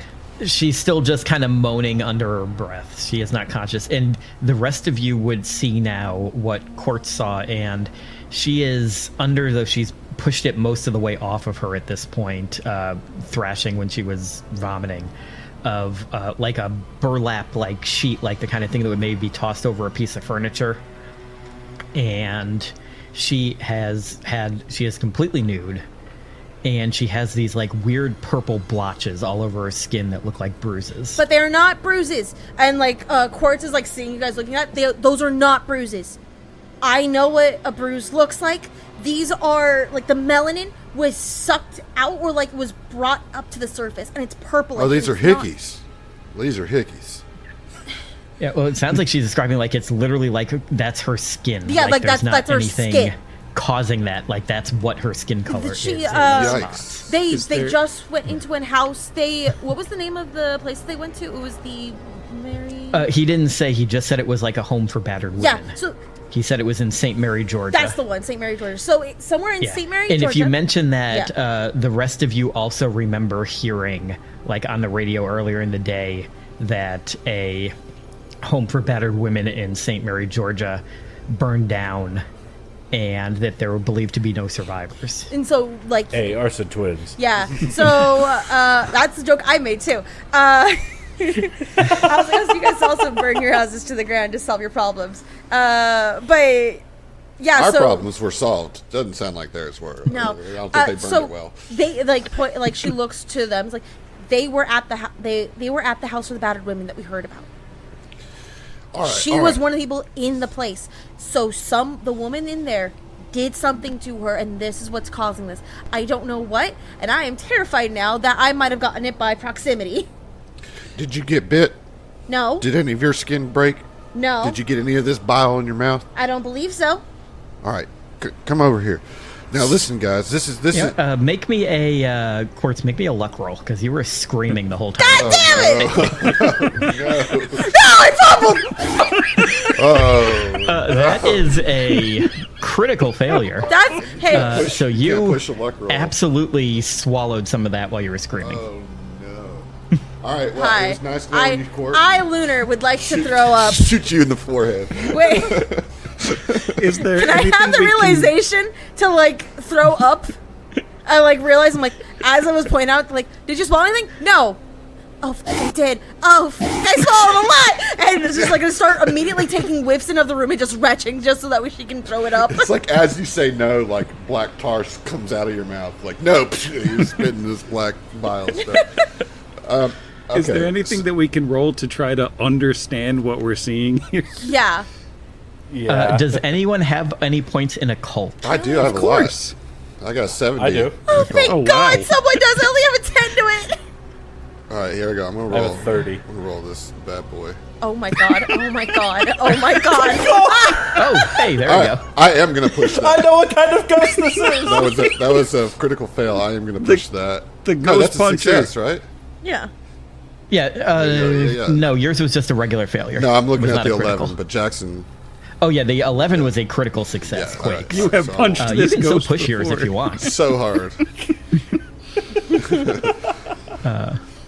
But yeah, since Quake got a critical, he immediately recognizes, I have no idea how, but he recognizes that this is some sort of like transformation that she's going through that is unnatural, that she is turning into something. Oh, I swallowed some of that. That's awesome. Great. You got it up though, right? You threw it up though, right? You're Yeah, good. yeah. Totally fine. Here, Doc, hand me that flask. He takes the flask. Here, swallow a good bit of this. I mean, you just got to do it. This isn't being funny at this point. Aw, man. Come on. Takes like a swig. It's like, No, oh, it hurts. like No, you go- she tips it. you go- He like tips it up a little bit. Like, no, you're gonna need to take more than that. God damn it. Yeah. It starts just like drinking it. We don't have time. We don't have time for this. Yeah, like enough Oh, to and I where it, forgot like, to do makes something, You throw up, because it's like alcoholic. So hopefully it like sanitizes and causes you to throw up a little bit more. He's like pushing it up, like you keep trying to take it down. Stop! I need to do my job. Yeah. I completely forgot to do something. Agent Quartz, go ahead and make me a grip roll. What do I need to do? Grip which and will rip be it? your one that says San. Sand? Oh, It's that kind of grip. It's hold on to your grip So of what reality. does current San say 0? I don't know why yours is at 0. I don't know. But that 91 would still be a Oh, it failure would be a either super way. failure. Mine's a 6. Okay, so now roll me a D3, please. Oh boy. Why? Can I just like win? Can I win the game at this point? Where are my dice? Where are D3s? Where are anything? I'm lost. Father, help! I've fallen in the well. You can roll in the roller on there if you can just do a slash. Slash roll Yeah, I think it's 1d3. slash RD3. Roll. You said RD3? 1D3. A 1D3. Yeah, slash R 1D3. Slash R1D3. Slash R1D3. Got it. Or slash roll, they both work. Oh, damn it. See, We're all losing listen. our minds. It's fine. It's totally fine. I think we're losing How our many minds this willpower time. points am I supposed I got a to have? 3. Oh, max. All right. You are going to lose 3 points of grip. All right. Yes. So he's going to say to the group, to everybody, he being me, Quinn, is going to say, all right, we got a real bad situation here. Not only is this woman going under some sort of transformation, but we now have an agency medical team coming here, and if they see this, we're as good as dead. They're going to clean us up. They're going to take us all they're out. not- They're not going to let us walk away They're, from they're here. not going to see anything. No one is coming. Oh, you're lying then. So who were you talking to? Like, we don't have time for these games. What's going on? I wasn't talking to anyone. And at this, Oliver lifts the shotgun and points it at him. And At he me? puts his hands up and he just... No, not at you, Oh. at Oscar. And he just says, I couldn't tell them something happened to her. Do you know what ACEL would do?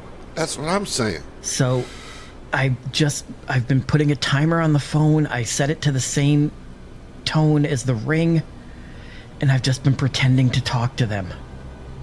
I knew about this green box from an earlier mission. I told everyone else that we were supposed to go here, and we would get exfilled from there. I thought maybe there'd be something here that I could find something to help her. You should give Oliver his phone back. Yeah. And he takes a phone out of his pocket and just throws it on the ground at Oliver's feet. And Oliver does not pick it up. He's still just pointing the shotgun at him. Quake will pick it up. So Oliver's pointing the shotgun at Oscar. Oswald's probably dead. And Olivia's turning into something. That's the situation we got. That is the situation. Yeah. Do we know how she was infected with this? Was it the knife? The knife. Okay. Our mission. Like I said, we were sent to investigate this halfway house. It was for battered women. There were a lot of strange deaths. Women would come there, and then within the next couple weeks, the abusers would turn up dead. From every case, they said that it was spider bites, that they just... nothing suspicious, but it was too many. It raised flags.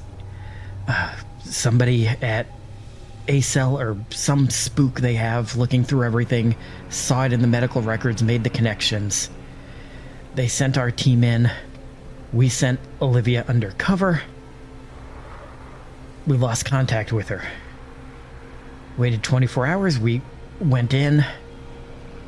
Things got bad. The head mistress or whatever she was, the lady in charge of the place, she was running some kind of cult. That's all I know. I couldn't really get anything out of her as she was stabbing one of my partners, probably to death. The only thing she said when I asked her where Olivia was, she said that she'd been chosen. I eventually found her later. She was locked up in a room, and she was already like this, though she didn't have as many of these spots. But they did something to her, clearly. I thought it was the same thing they did to all these men they were killing. You said she's... Okay, hold on. And she looks to Quake. Quake, you've said you've dealt with one of these things, or at least know something about it, right? I know she's transforming, and I'm not entirely confident that we can stop it or bring her back. Son of a gun. Okay. Quake is going to pull out his phone and just type SOS and send it. Wait. Well- Don't do that. No? Don't do that. Like he sees No? you putting it, Okay. like, hold up. Listen. Right now, A-Cell doesn't know that they're here. I think Right. they do. Well, Because why but would maybe, we have been sent here? well, because this is Make a intelligence times 5 roll, everybody. Okay. 14. 51. Success. 52 success. 54. That's a fail for me. So everybody except Quake, you are able to. Quake, maybe you're thinking too much about like keeping an eye on everybody with all these guns pointed at each other or something. But the rest of you are able to like put 2 and 2 together, and you think that more likely than not, like this is just a freak coincidence, Well, yeah, like that's what I was- the worst possible one that could That's what I was happen. gonna say. I was like, you don't think We were sent A-Cell- here because A-Cell knows that we're here.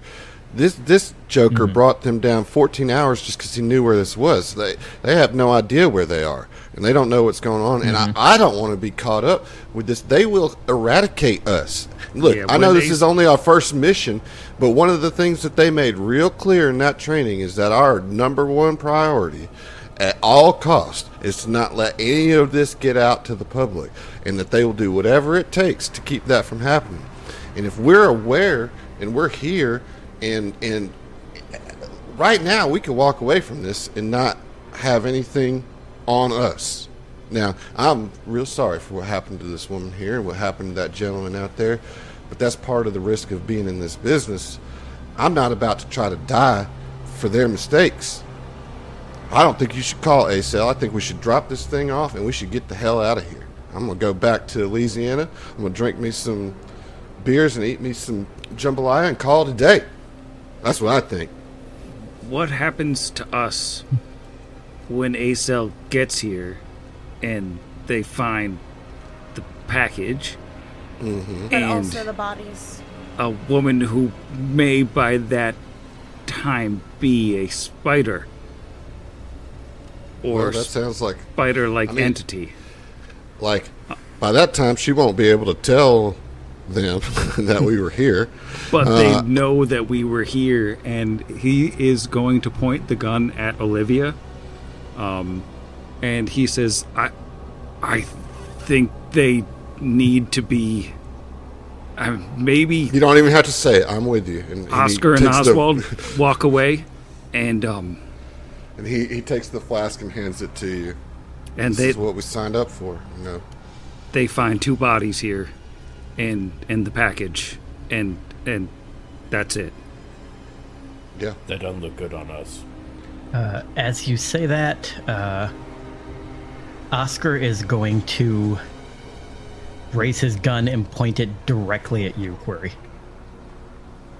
And he says, "We are not leaving her. We are not leaving her." Quinn pulls his gun and aims it at him. He's like, well, you don't have to leave her. Think with your head, son. She's dead.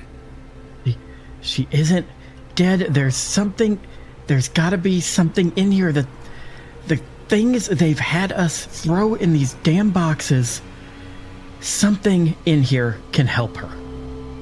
The only thing If you in wanna here leave, that can help leave. her is this. And he's like, shakes the gun for emphasis. I think Quartz is honestly keeping her eyes, like, she's looking obviously at the scene going down. She is keeping her eyes, though, trained on Olivia. That is the biggest threat right now. As you look back at Olivia, she is staring directly back at you. With spider eyes or sad human eyes? They are human eyes, but they are very bloodshot, and she is just staring directly at you. Quartz stares at Olivia, very much like a deer in headlights, softly says, Hi. Can you understand me? And to mouth, and she just says, Dan!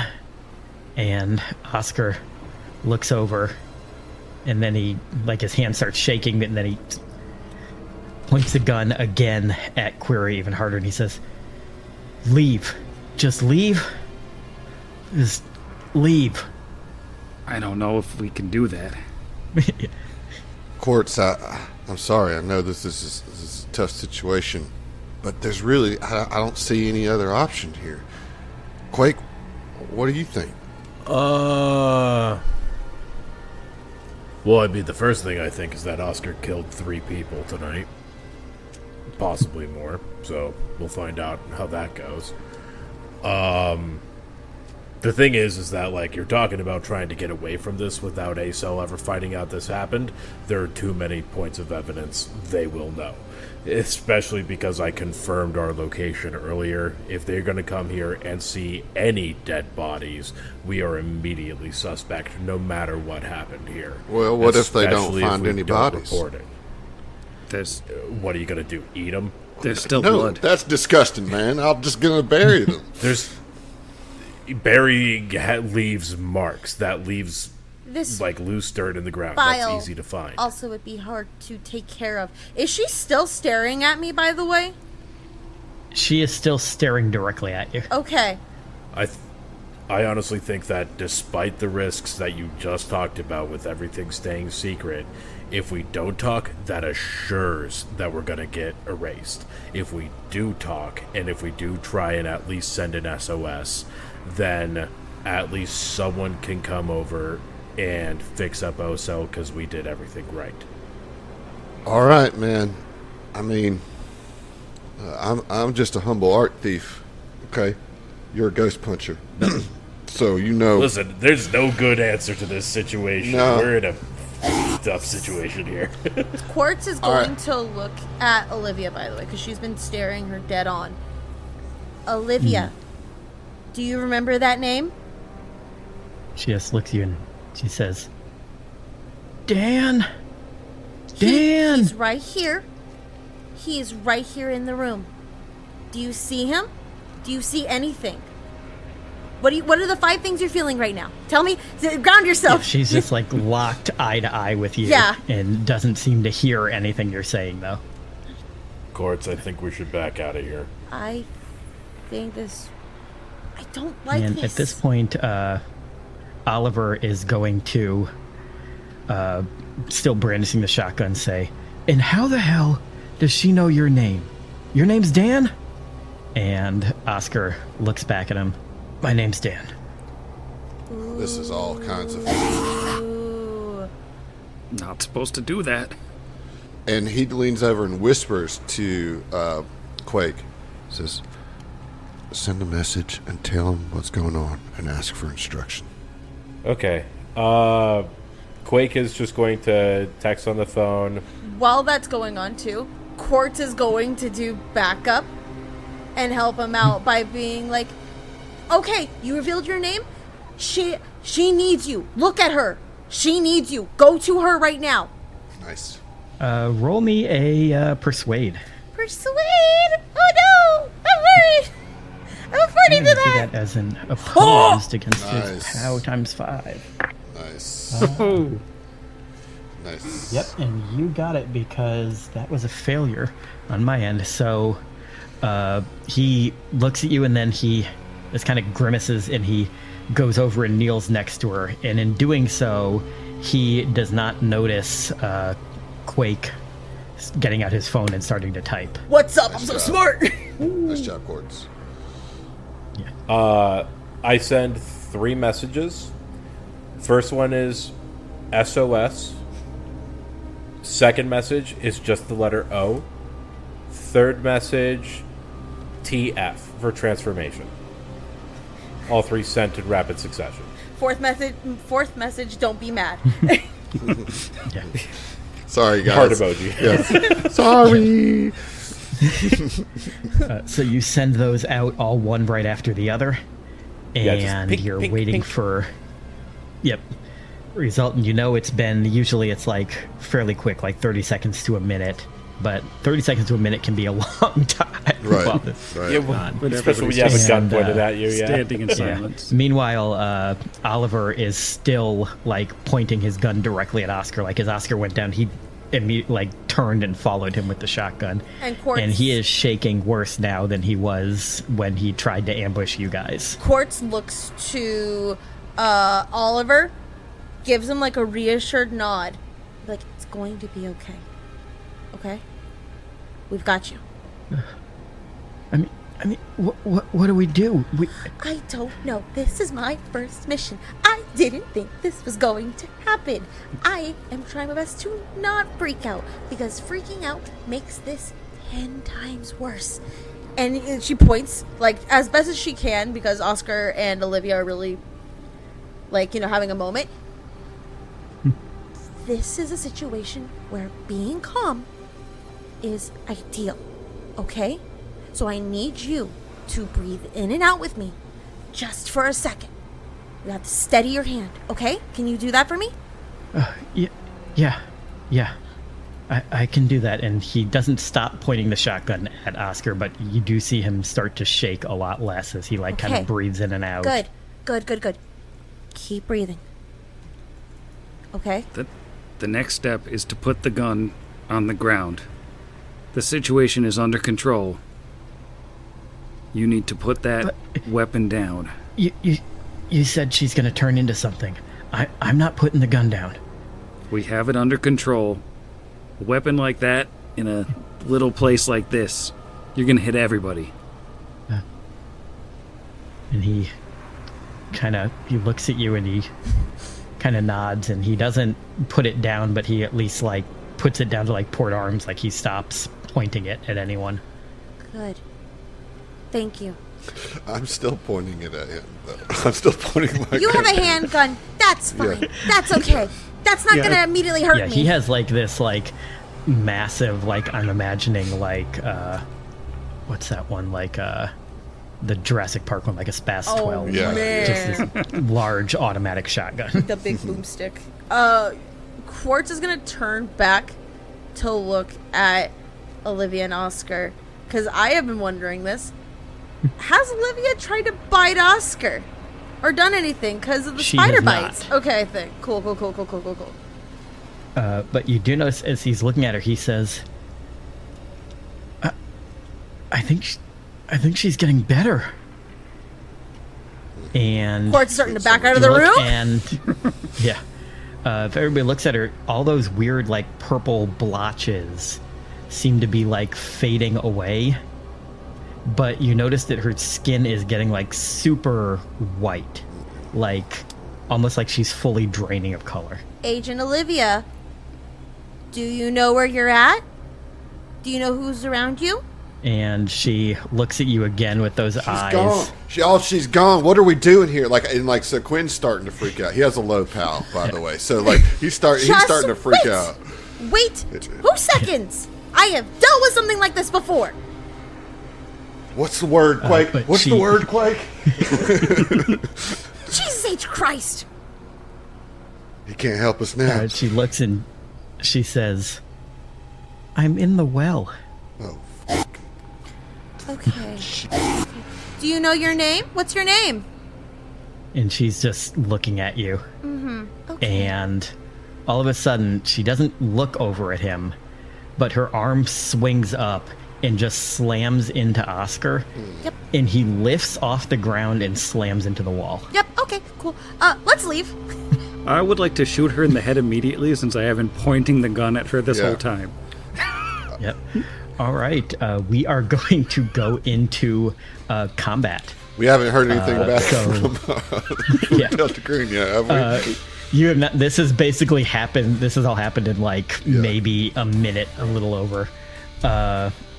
So for combat, you're going to go by whoever has the highest dex is going to go first. Though I will say, because Query had his gun trained and said he's going to shoot, he is going to go first and then we're going to go in dex order after that. Gotcha. Okay, cool. That's I've good. got 'cause I got so it that looks old man like- dex. yeah, I got a 16 on Dex for what it's worth. Oh, I have an 11. I'm probably going last. I have a 10. I have a 9, right. so I would be going last. Oh, I go second? Oh, that's not good for us. And what does... Okay.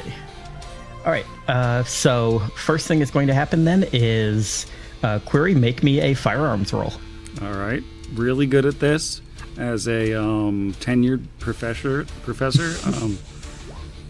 62 over 20, that is a failure. Nice. Killing Holy it. shit. All right. Or not, So you try to shoot her, but like because of like how shocked you are at the sudden movement and of her like knocking this very large grown man.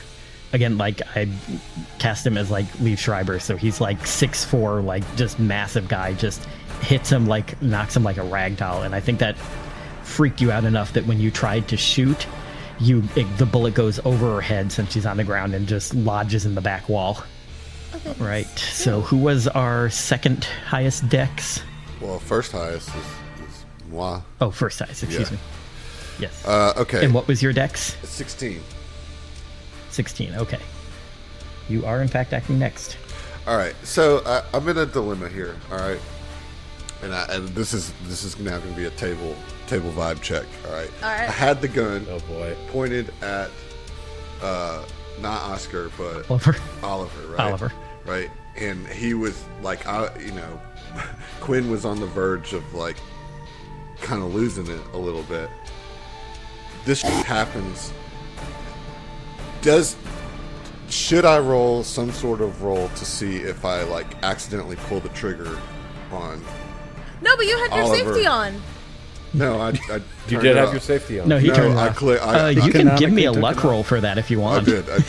Make sure But to say I'll say click. I'll let the rest of the cast decide whether. But I'm I will not- say, as the handler, I will accept a luck roll on that if you want to make it. But it's up to everybody else if they. Yeah, think. like I mean that's a dark turn, but we are playing Delta Green here, and so I'm just throwing that out as a potential story thing here. Here's the question: How is Quinn's trigger discipline? Well, Does he keep the finger Yeah, on that's the a good trigger, question. or What's your did he have it firearms? off? Okay, so my firearm that's actually a really good question. So my firearms is 40. So you would I'm know not not like to keep it on. yeah, I So would that have is basic. a decently high firearms. Yes, I think that's you would basic. have good trigger All right, discipline. cool. So I you're lucky that I have good training. And he swings the weapon over towards the to Spider Woman, and I guess we're gonna make a shot on her. Yep. So I just roll firearms. That's the deal. Just roll firearms. Yep. All right, here we go. That is a 39 under That is 40. a success. Wow. So next you're gonna roll me then a 1d8. Oh wait. You're Oh, using a that's- pistol. Oh. Okay, I guess I did that out of order. Here we go. Let's roll that d8. Roll that with a wheel die. Minimum damage there. That's 1 point of damage. All right. So you fire and the bullet kind of hits her in the forehead, and it's very strange what happens. And in fact, I'm going to have everybody roll grip after I describe this boy. because it hits her and it like caves in a very like not like you would expect like something hitting a skull, but more like you're Like a hitting like watermelon something or made out of something? like paper mache or something. ugh. Like it just like caves in like there's nothing behind it. Yikes. Okay. Oh my god, she's a spider sack. Just a whole sack. Ascension so- egg sack. So now we roll a grip on this then? Yep. Got Ooh. an 8 under 60. Rocking a solid 98 over 45. Baby. All right. So Quinn, and I think it makes sense that you're the only one that failed this. Roll me a d3. Okay. That Sorry, a woman threw up and I had that some of it go into my mouth. Nothing can shock me anymore. That's 1, so I lose 1 point. That is a 1, so you're going to use 1 point of grip Yes, indeed. as you see this like very unnatural thing happen when your bullet hits her. Okay. And next up is Agent Olivia, who sits bolt upright almost faster than it's like she blurs as she sits up, the same way like when she swung out her arm, and reaches up with her hand and grabs where like her head is like started to collapse in where you hit, and just pulls and tears it down like it's made out of paper. Cool. And as she gets to about her chest, you see something like dark, pitch black, and hairy underneath. This is the weirdest episode. This is the weirdest. And she spends her entire turn basically tearing her own skin off to reveal a giant spider underneath. She did become a spider. I was right. Yeah, cool. We lost our 50 Shades of Grey woman. She has now become spider. She has become spider. She's become the Spider Woman. Madam Web! Oh my god! also- Holy shit! Do we have any visual arachnophobes on the chat right now? Oh no. No. Show me Okay. them spiders. I am going to show you this. Oh! Now we do. That is actually from Call of Cthulhu, not from Delta Green, but it is the same creature. Yeah, you have just added a fear of spiders now. I appreciate that. Oh man, that's great. I'm fascinated by this. Sorry, this rules. Holy. Yeah, it is. I mean, it is pretty bad. What in the Resident Evil? Excuse me, what the This is a creature. What? This is a creature out of Silent Hill. What you have shown me. Yeah. But that is that creature's entire turn. Is it basically reaches up to the hole that Quinn made and tears its skin open like it's like tearing open paper on a package, and a spider crawls out. Excellent. Yikes. That's so lovely. I'm in the room with Spider Lady. Well, it's your turn. Yeah, my dex is an 11. Do I get to go next, or? Yep, it is your turn now. Okay, so I need a vibe check because I'm obviously like probably right next to the door because I was talking to the guys, but also I was in the room still. So is Oscar like right next to me, or is he like because I'm trying to figure out where placement is for him. He was hit against the opposite wall. He's against like the back wall, far away from everybody.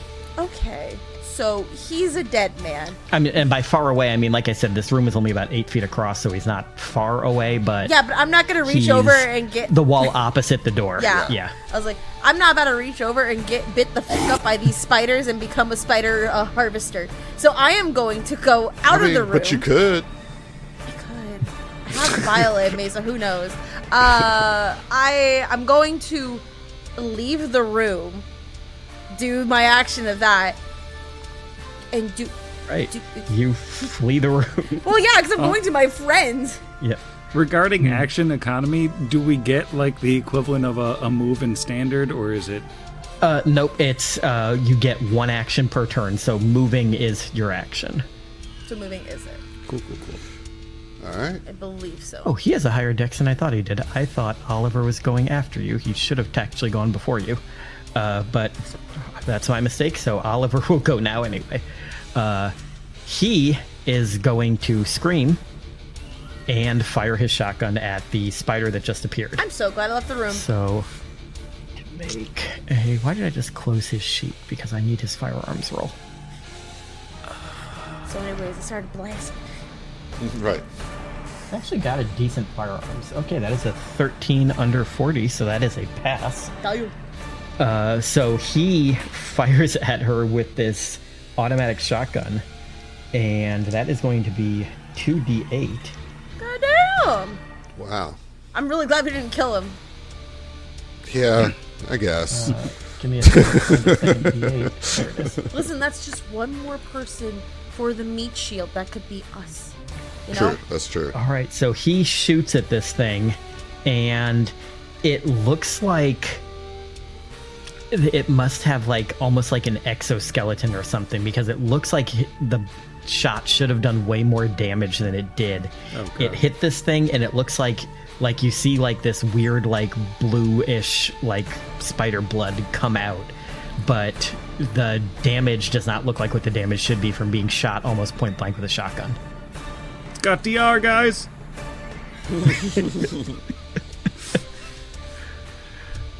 And then that will take us to Quake.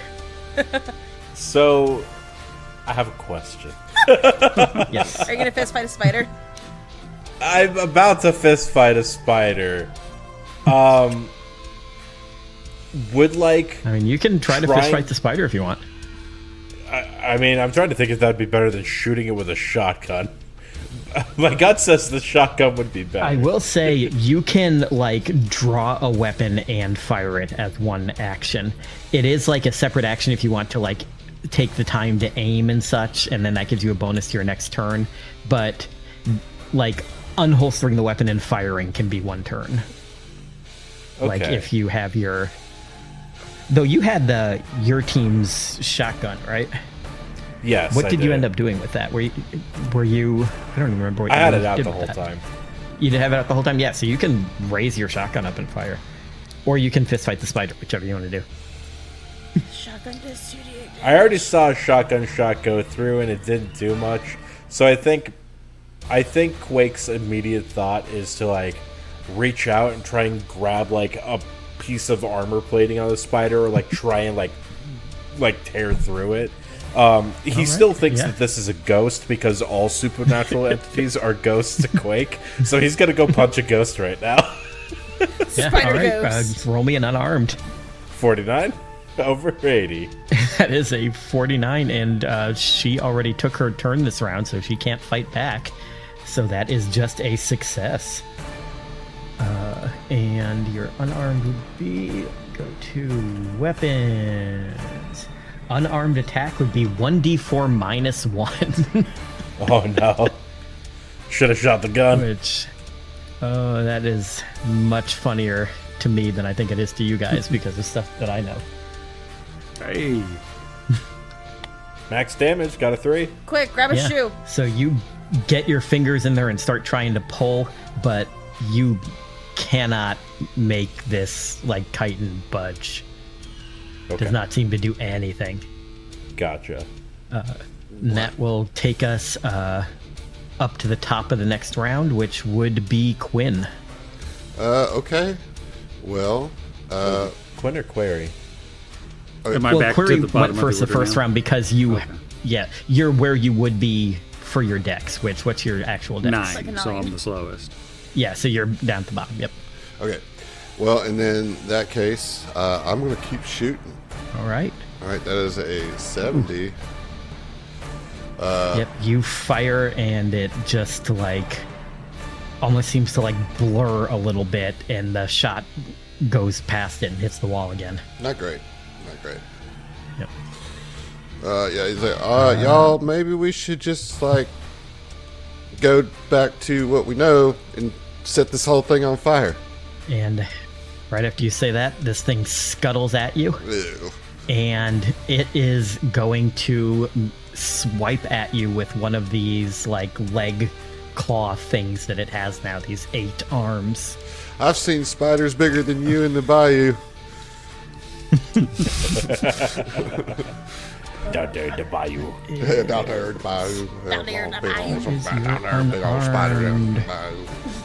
Make good Her maps. unarmed actually isn't that high compared to her bite. That is actually going to be a fail with an 82 over 60. So I have a question. So she swings. Yes. Like, you can either attack or dodge. That's it. Like, Yes. You can dodge, or you can what's called fight back, which is basically like you roll your own attack roll, and if yours is successful, then it negates their attack and you can do damage to them. gotcha. Okay. But you can only do that if you haven't used your action for Right. the round yet. Right.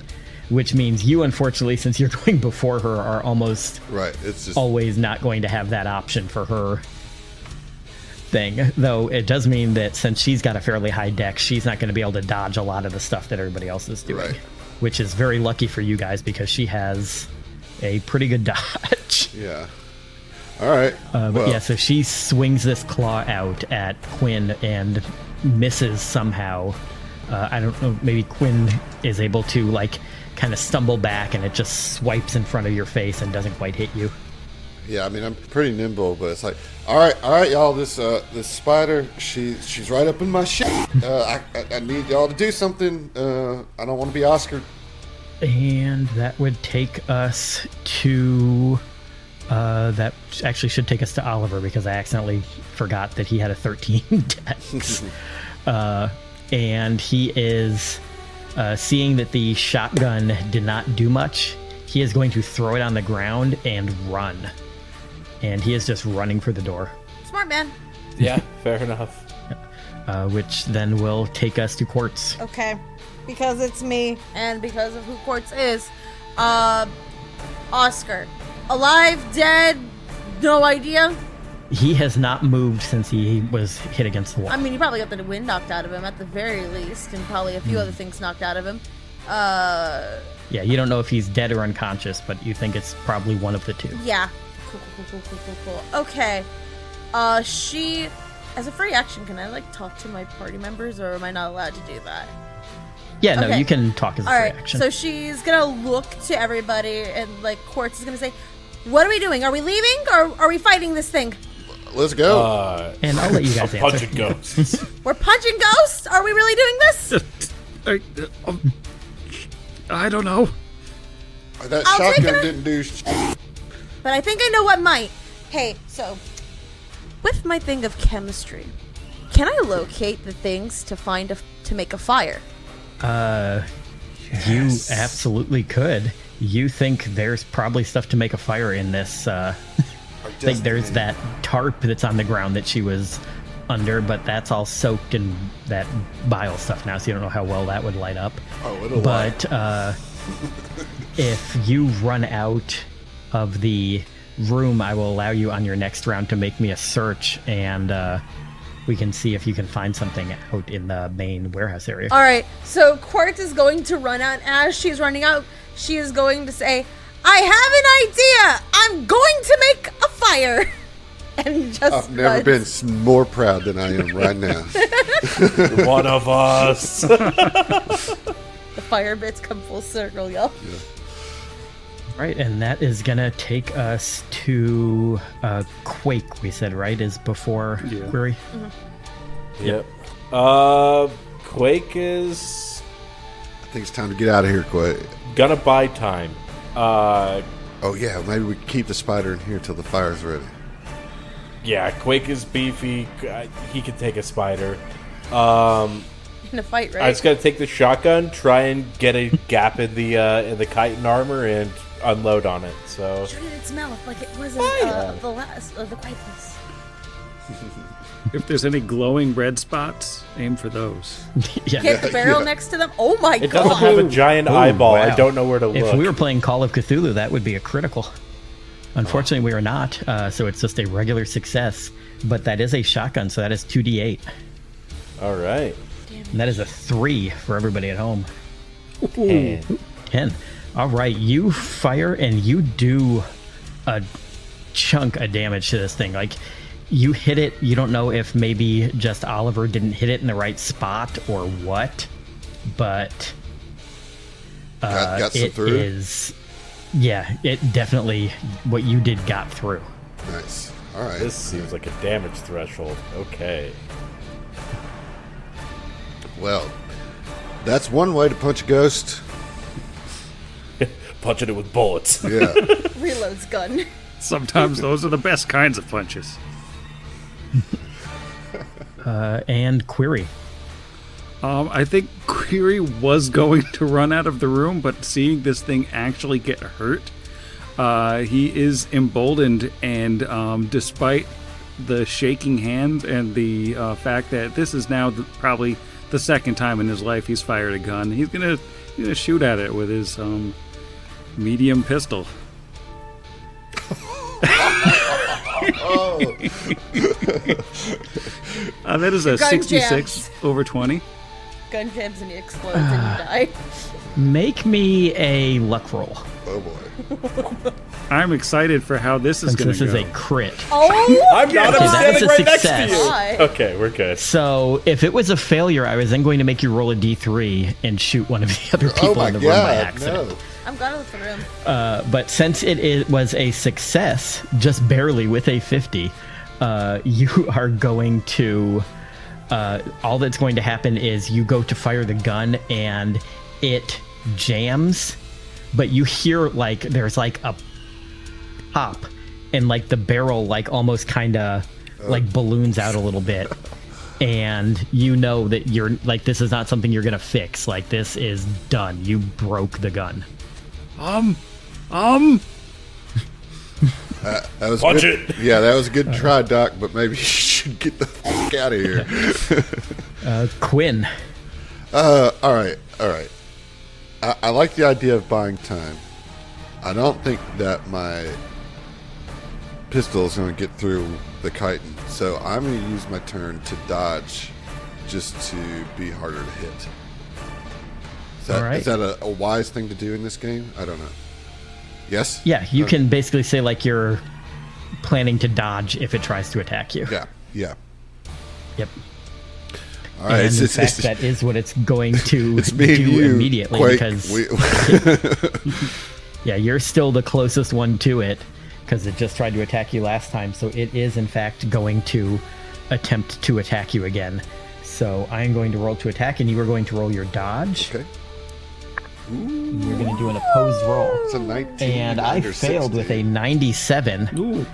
And you succeed with a 19, so you easily dodge out of this thing's way. Like, maybe when it got hit, like, it's just off kilter. It cannot get a solid swing at you. What's funny is that in the swamps of Louisiana, there are like for real giant insects, and so like he definitely has some practice dodging flying cockroaches and alligators and spiders and all that kind of stuff. So he's like, man, this is just like home. I'm gonna wrestle a spider like it's an alligator. Yeah, that's right. That's right. To Make that me a pair of you, boots after this, man. You all hear the sound of a door slamming open, and you assume that Oliver is now outside of the building. See you.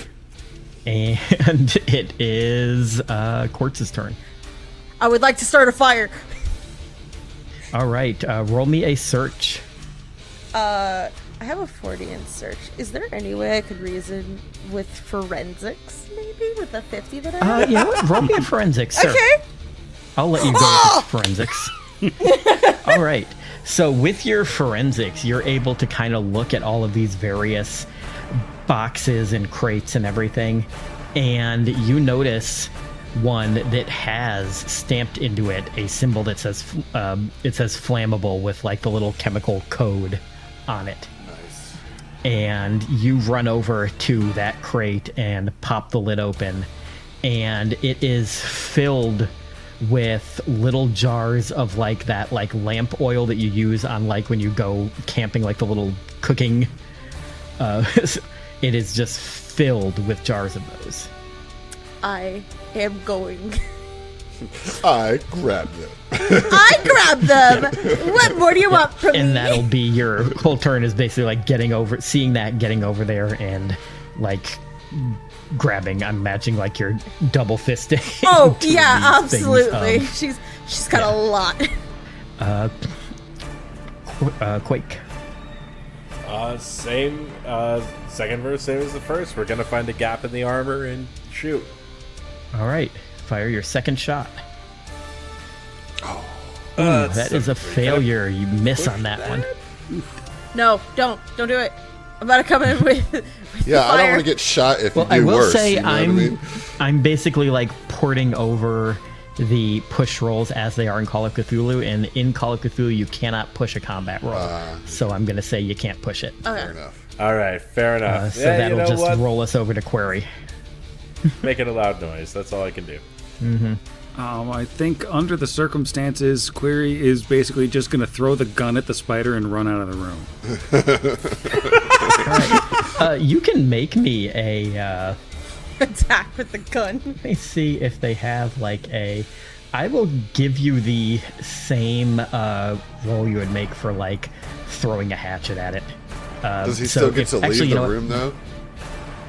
You know what? The damage to that would actually be less than the amount of damage you need to hurt this thing. So no, I won't. I'll just say you throw the gun, it bounces off it, and you run out the room. What if the jammed round goes off when it hits the spider and shoots in the brain and kills it? Oh, that was gonna be Chekhov's gun. That's how I was gonna light the fire. Don't worry, I got you covered. Thank you. All right, is it my turn? Yeah. And so then, what do you do then? Oh wait, no. Yeah, no, it is you. All right, Quinn. So he pulls out his pack of cigarettes. He's got one smoke left, and it's his lucky smoke. And he's gonna light it as he steps out. So he has that So cherry. pulled out and put back in upside down. Yeah, right. So he pulls it out. He lights it because he steps out and sees what Quartz is going to do. So he goes ahead, lights it, and he's going to take a drag, ready to flick that cigarette on the gas whenever it's time. So my action is to get out of said room. Yep. Yeah, I'll say you get out of the room and you get your cigarette lit. Yes, thank you. The spider then looking around, Query and Quartz are still in the room, or not Quartz, Quake. Oh wait, no, Query ran out too. So it is only Quake, and Quake has shot this thing. So it is going to run at him, and rather than the claw like it's been doing, it is going to attempt to bite him. Not the bite. Let's dance, And that Ghost. is a 43 under the 75 it has for bite. No. Dodge. Maybe not So, dance. Quake, you have not gone yet, so you can dodge or fight back if you want to. I think fight back would be more effective for me, right? Pretty Yeah, sure. so you would roll unarmed. And you're yeah. looking to get a success, but you want to, oddly enough, you want a higher success than it got, not a lower success. That's pretty good. I think I did that. And you got it. I grab its jaws and just rip them. A 62 is higher than a 43, and it's still a success. So you are, it goes to bite you, yeah, and you just like grab its jaws and force its head away from you. Straight up And it punch is a not giant able to spider bite in you. the face. And that will then bring us to Quartz with your lamp oil. She is running in. I just heard that my good companion Quake just opened up this spider's mouth too. Yeah. So In fact, if you want to make, Yeah. you can make me a luck roll to try to huck one of these things into its mouth if you want to. no, God damn it! It's gonna splash all over me! Yeah, so you throw a jar of lamp oil and it splashes all over Quake. Throws the other one at the spider. Immediately. Then you throw the other one at the spiders the rest of your turn. Yeah. I'm so sad. I wish I could have pushed my luck. Damn Going out in it. the blaze of glory. So now they are both locked in combat with each other and both soaked in lamp oil. You know what? This is the Corey. most bad way Quake could go out. Quinn, you know what to do. Yeah. I punched enough ghosts. That did. Are you going to do anything with your Yeah, turn? if Corey isn't going to do anything, then it would go to Quinn, who can flick his cigarette. It's like, Quick, make a dodge. too. I'll write a song about you.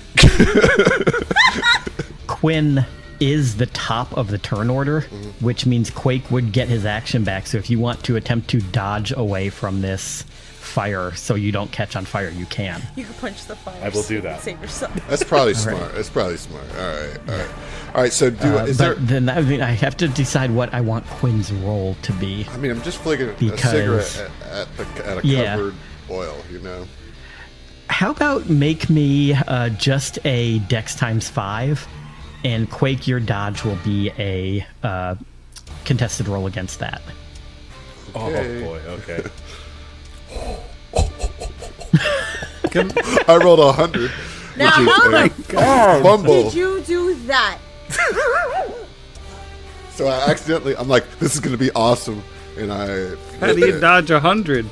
Yeah, like what? You yeah. flick it so hard that the cherry like comes out of the end of the cigarette, and it's just an unlit cigarette that hits them. That was my It last doesn't- cigarette. Shouldn't have smoked them all, idiot. You know, when you're right, you're right. You still got the lighter. Does he still have to dodge? I would say no, he does not have to dodge with that fumble. Okay, all right. Yeah, I do still have a lighter. And then I'm like, you do still have the lighter, so it is now going to go to the spider's turn. It is going to attempt to bite Quake again. oh boy, get some more oil on. Do you want to try to dodge? Quake, fight back. I'll fight back this one. Well, I think Or you fight should. back, I mean. You got to get out of there, dude. You got to get Yeah, out of dodge. the room. Yeah. Yeah, do you want to do a dodge instead? I want to fight back. I want to keep the spider where he's Well, at. your fight back is a success. So I got a 17. Your 27 does. Literally going to go Yeah, down you in do a fight blaze back of successfully. glory. You once again stop this thing from biting you. You force its head out of the way again. But again, you cannot move out of the room now. That's fine. I will take my chances. And it goes to Quartz's turn. So, okay. Is he actively holding the spider now at this point, or is he not? 'Cause I just went into the room and I just threw oil. Yeah, I mean, it's up to him whether or not he's still like holding on to the head. I would Are be. you? I will say that is up to Yeah, Quake. I would You would be. be? Quartz is gonna look at you, and this is awful. She does not like the scenario that just got put in front of her. I think she's gonna run up to Quake, and try to get him out of there. No agent left behind. All right, make me a strength times 5 to like try to grab him and drag him. No, you don't want me to do his strength times 5. I think he does. Though. Oh! yes! Oh, there you go. Yes! Yeah, you Yes. got that like panic adrenaline, and you just God. wrap your arms around Quake's waist, This is final girls type right here. That's how you become a final and girl. you Yeah. pull him from the room. Oh my god. Amazing. Query. I think Quick, I'm grab just his lighter. Pass me the flask. yeah, I'm gonna throw the flask to over to Quinn. And you could have grabbed the lighter from him too. Well, actually, I guess if you would have, that would have taken a whole nother turn to. Okay, Right. so you throw him the flask. You know what, Quinn? Make me a dex times 5 make me an athletics to catch this flask. No, man. I'd rather do the dex.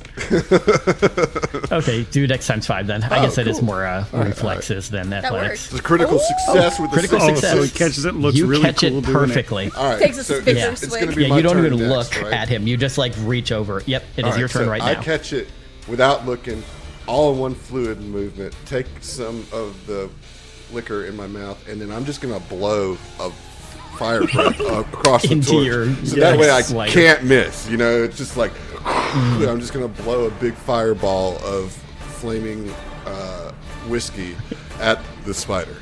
We somehow found a way to cast fireball. Give me long enough. Yeah. Yeah. Do you need a roll of Let me some see. sort? You have. I was gonna have you do a thing with a bonus, but you actually have a 0 in it. So you know what? I think that's awesome enough that I'm gonna rule cool. What it about an and unarmed say- combat? Just Well, I letting was gonna have have it. you do like demolitions, and I was gonna give you like a plus 50%, but you have 0 in Yeah. demolitions. So I'm just gonna say that was cool enough of a thing, and with your critical for catching the That's what I'm talking flask, about. you do this and you light this thing on fire, and it just like is screaming this awful like they have in movies, like when bugs that Yeah, shouldn't just have the lungs and can screeching, scream. yeah. It's just that high pitched screech, and it's just like flailing around, and it goes up like ridiculously well, like more than you think something should from being lit, even covered in oil like it is. And it's, you have that awful smell again, but mixed also with like burning hair and this thing is just screeching, and it's running around this small room that it's the only one in now. And after a few seconds, it stops running and just like collapses and is just on the ground smoldering. And so is Oscar. Sorry. We didn't get him out of the room, you know. Good work, team. Oscar is forgotten. Query's just like, whoa! That was amazing! Quartz is just like, she's just like breathing heavily. Just goes, yeah, go team. Quake, still fully soaked in oil, is gonna walk up to Quartz, slap a very soaked hand on her shoulder, and get, You did good. Thanks. Sure you don't want a cigarette? Very You just certain ran right out now. of them. That would Well, be. I got half of this one because I knocked the cherry out of it, so it's not all the way gone, you know? I'm good. Oh, wow. Thank you. All right. Quick then. runs. Oh, jeez. He's not gonna get set on fire Yeah, right so now. this thing is, it is dead, and I will say, like, the desk behind it is starting to catch on fire now. So, And- should we get yeah. onwards the hell out of here? Yeah, let's go. Yeah. And in the Are you confusion, gonna leave or are you gonna try to put the fire out? Which are you guys gonna we're do? going to leave. We leave fire behind us. That's what we do. I feel like we have an established track record of arson that we need to hold up. So we're gonna Yeah. just like slowly back away. And Yeah. we're going to all rush to the car and we can grab any surviving agents from O Team. Yeah. And then I will Quinn's say gonna, Oswald is like slumped against the wall, but it looks like he's still breathing. No good. way! We're gonna grab him and I'm gonna take him to the hospital. thanks, Dolly. Dolly saved us once again. Oh my god. So The T-shirt winks. Yes. Yeah. So we take off, right? We're all in the car. And Quinn's in the back, or no, he's in the front seat. He's like, oh, you know what? I forgot to leave this bag at the drop. Oh, well. No, I'm considering what just happened tonight. Might be fine. Yeah, we could just say it burn up. Yeah. Y'all are cool with that, right? Like, it's just for my personal collection. I promise I'm not going to do anything bad with it. What are you gonna do with it? Put it in my gallery. I really thought you were gonna say something completely different. That's on me. Just remember the needles and treat it Yeah. with care. Yes, Hey, please. Yeah, and Quake, Yeah. you mind stopping at the Texaco? I need to get a pack of cigarettes. I'm out. Oh gee, you're out. I wonder why. Yep. so you guys pull into a local gas station. It's not Texas, it's like a little no name, like one of those ones that's like independently owned and doesn't even have like a name. It just says like gas on it. And it's got like a little mart that's just says like Quick Mart with no branding. And you go in to get that. And as you do, a police car pulls up into the same lot. And an officer gets out of the car, walks over, knocks on Quake's window. Oh God, how much of an does this Quake want to be about his rights? You are still covered in oil, too, by the way. Yeah. I think Quake is just gonna look at the officer and just like roll down the window a little bit and just be like, "Is there a problem, officer?" Yeah. Not much of one. Assuming that fire down the road, you guys? Not sure what you're talking about, sir. We've been driving for a while. I'm sure you have. You should check your phone more often. Drive safe. And he is then going to nod to you, turn around, and get back in his vehicle. And if Quake checks his phone, he will see he has several texts from a cell in response. Mainly being of the variety of get out of the building, there's more teams on their way, and like just that, like 6 or 7 of them. Quake is just going to send a response to all of that. Okay. Thumbs up emoji. Like you should like type like a really long thing so the 3 dots are like up there for a while, then it's and just then a K. and then it's just And K. then it just comes out as K.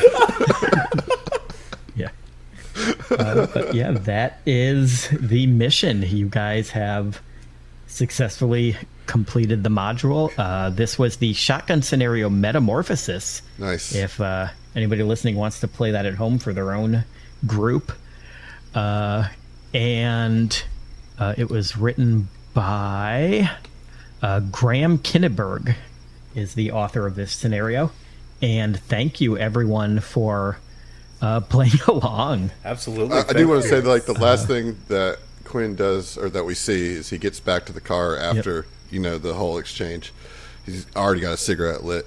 And he's like, I'm just going to smoke this out here because, you're covered in gas and all that. But I got y'all something. And he throws each of y'all an atomic fireball candy. He just got one for all of you. He's like, this should be our new name. Atomic Like fireball. the little individually Atomic wrapped fireball? ones of them. Yeah. And that's it. Thank you for running this for us, man. Yeah, thank you so much. Congratulations to everybody for surviving. Fun fact, that bite attack, if it hits, you are paralyzed for 1d6 hours. Oh, boy. And the claw attack does a minimum of 2d10 damage, which Oh, would so Oscar That was would very gone. easily kill any of you on a medium to high roll. Yeah. So that totally. is not a pushover creature. We got lucky. We got lucky. Quake is Yeah, a beast. That's all I need to know. Or go, for our three guests, if you guys want to plug anything real quick before we end. I know you kind of said where you were at the beginning, but if you want to say anything else again at the end.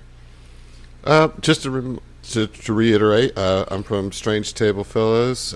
We do primarily Starfinder actual plays, but we're branching into Pathfinder. We've done a Traveler run. We just like playing games, so come check it out if you haven't.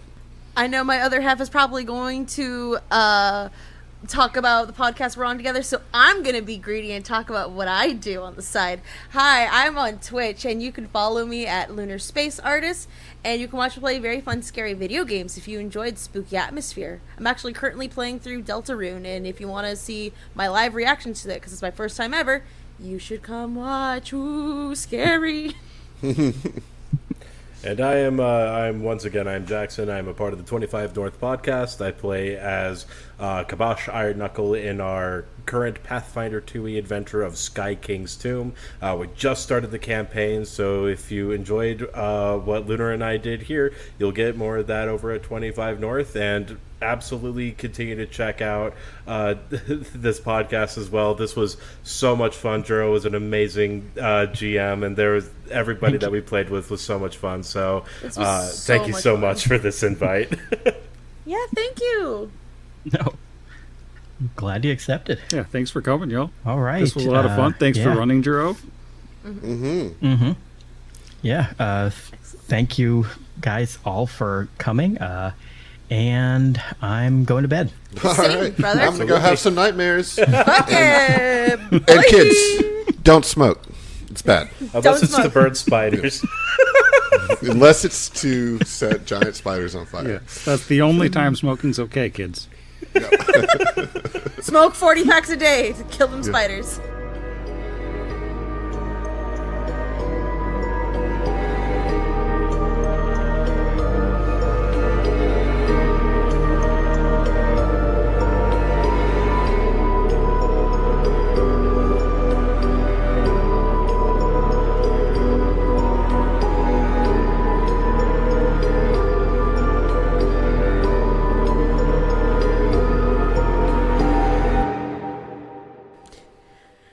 Oh, so we're going to sound like we're on Windows 98 microphones is the goal. Excellent. Just I'm gonna- compress it as much as you can. Wave. Actually, Waveform jungle. Waveform. waveforms myself, so let me adjust She that wave on real my quick. form. She wave on my form, bro. Don't wave my form, man. See, this is what gets cut out of the podcast for 25 North. You're getting the raw Lunar experience here. It should be left We in. usually take all this and just stick it at the end after the You're credits for right. anybody that listens through. It's end credits bloops. Yeah. What did you do? Oh boy. Really shitty ASMR mic, but only in your left ear.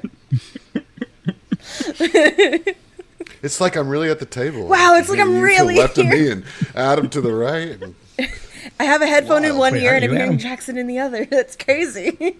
It's the Dolby surround experience. it's, You don't get that on every podcast. That's it's right. full immersion. We should just take each person and like balance them differently. So like Jackson's all the way on the left, Lunar's all the way on the right, and then everybody else is like split like, in the middle. differently. So it's like I'm we're just in a put- circle.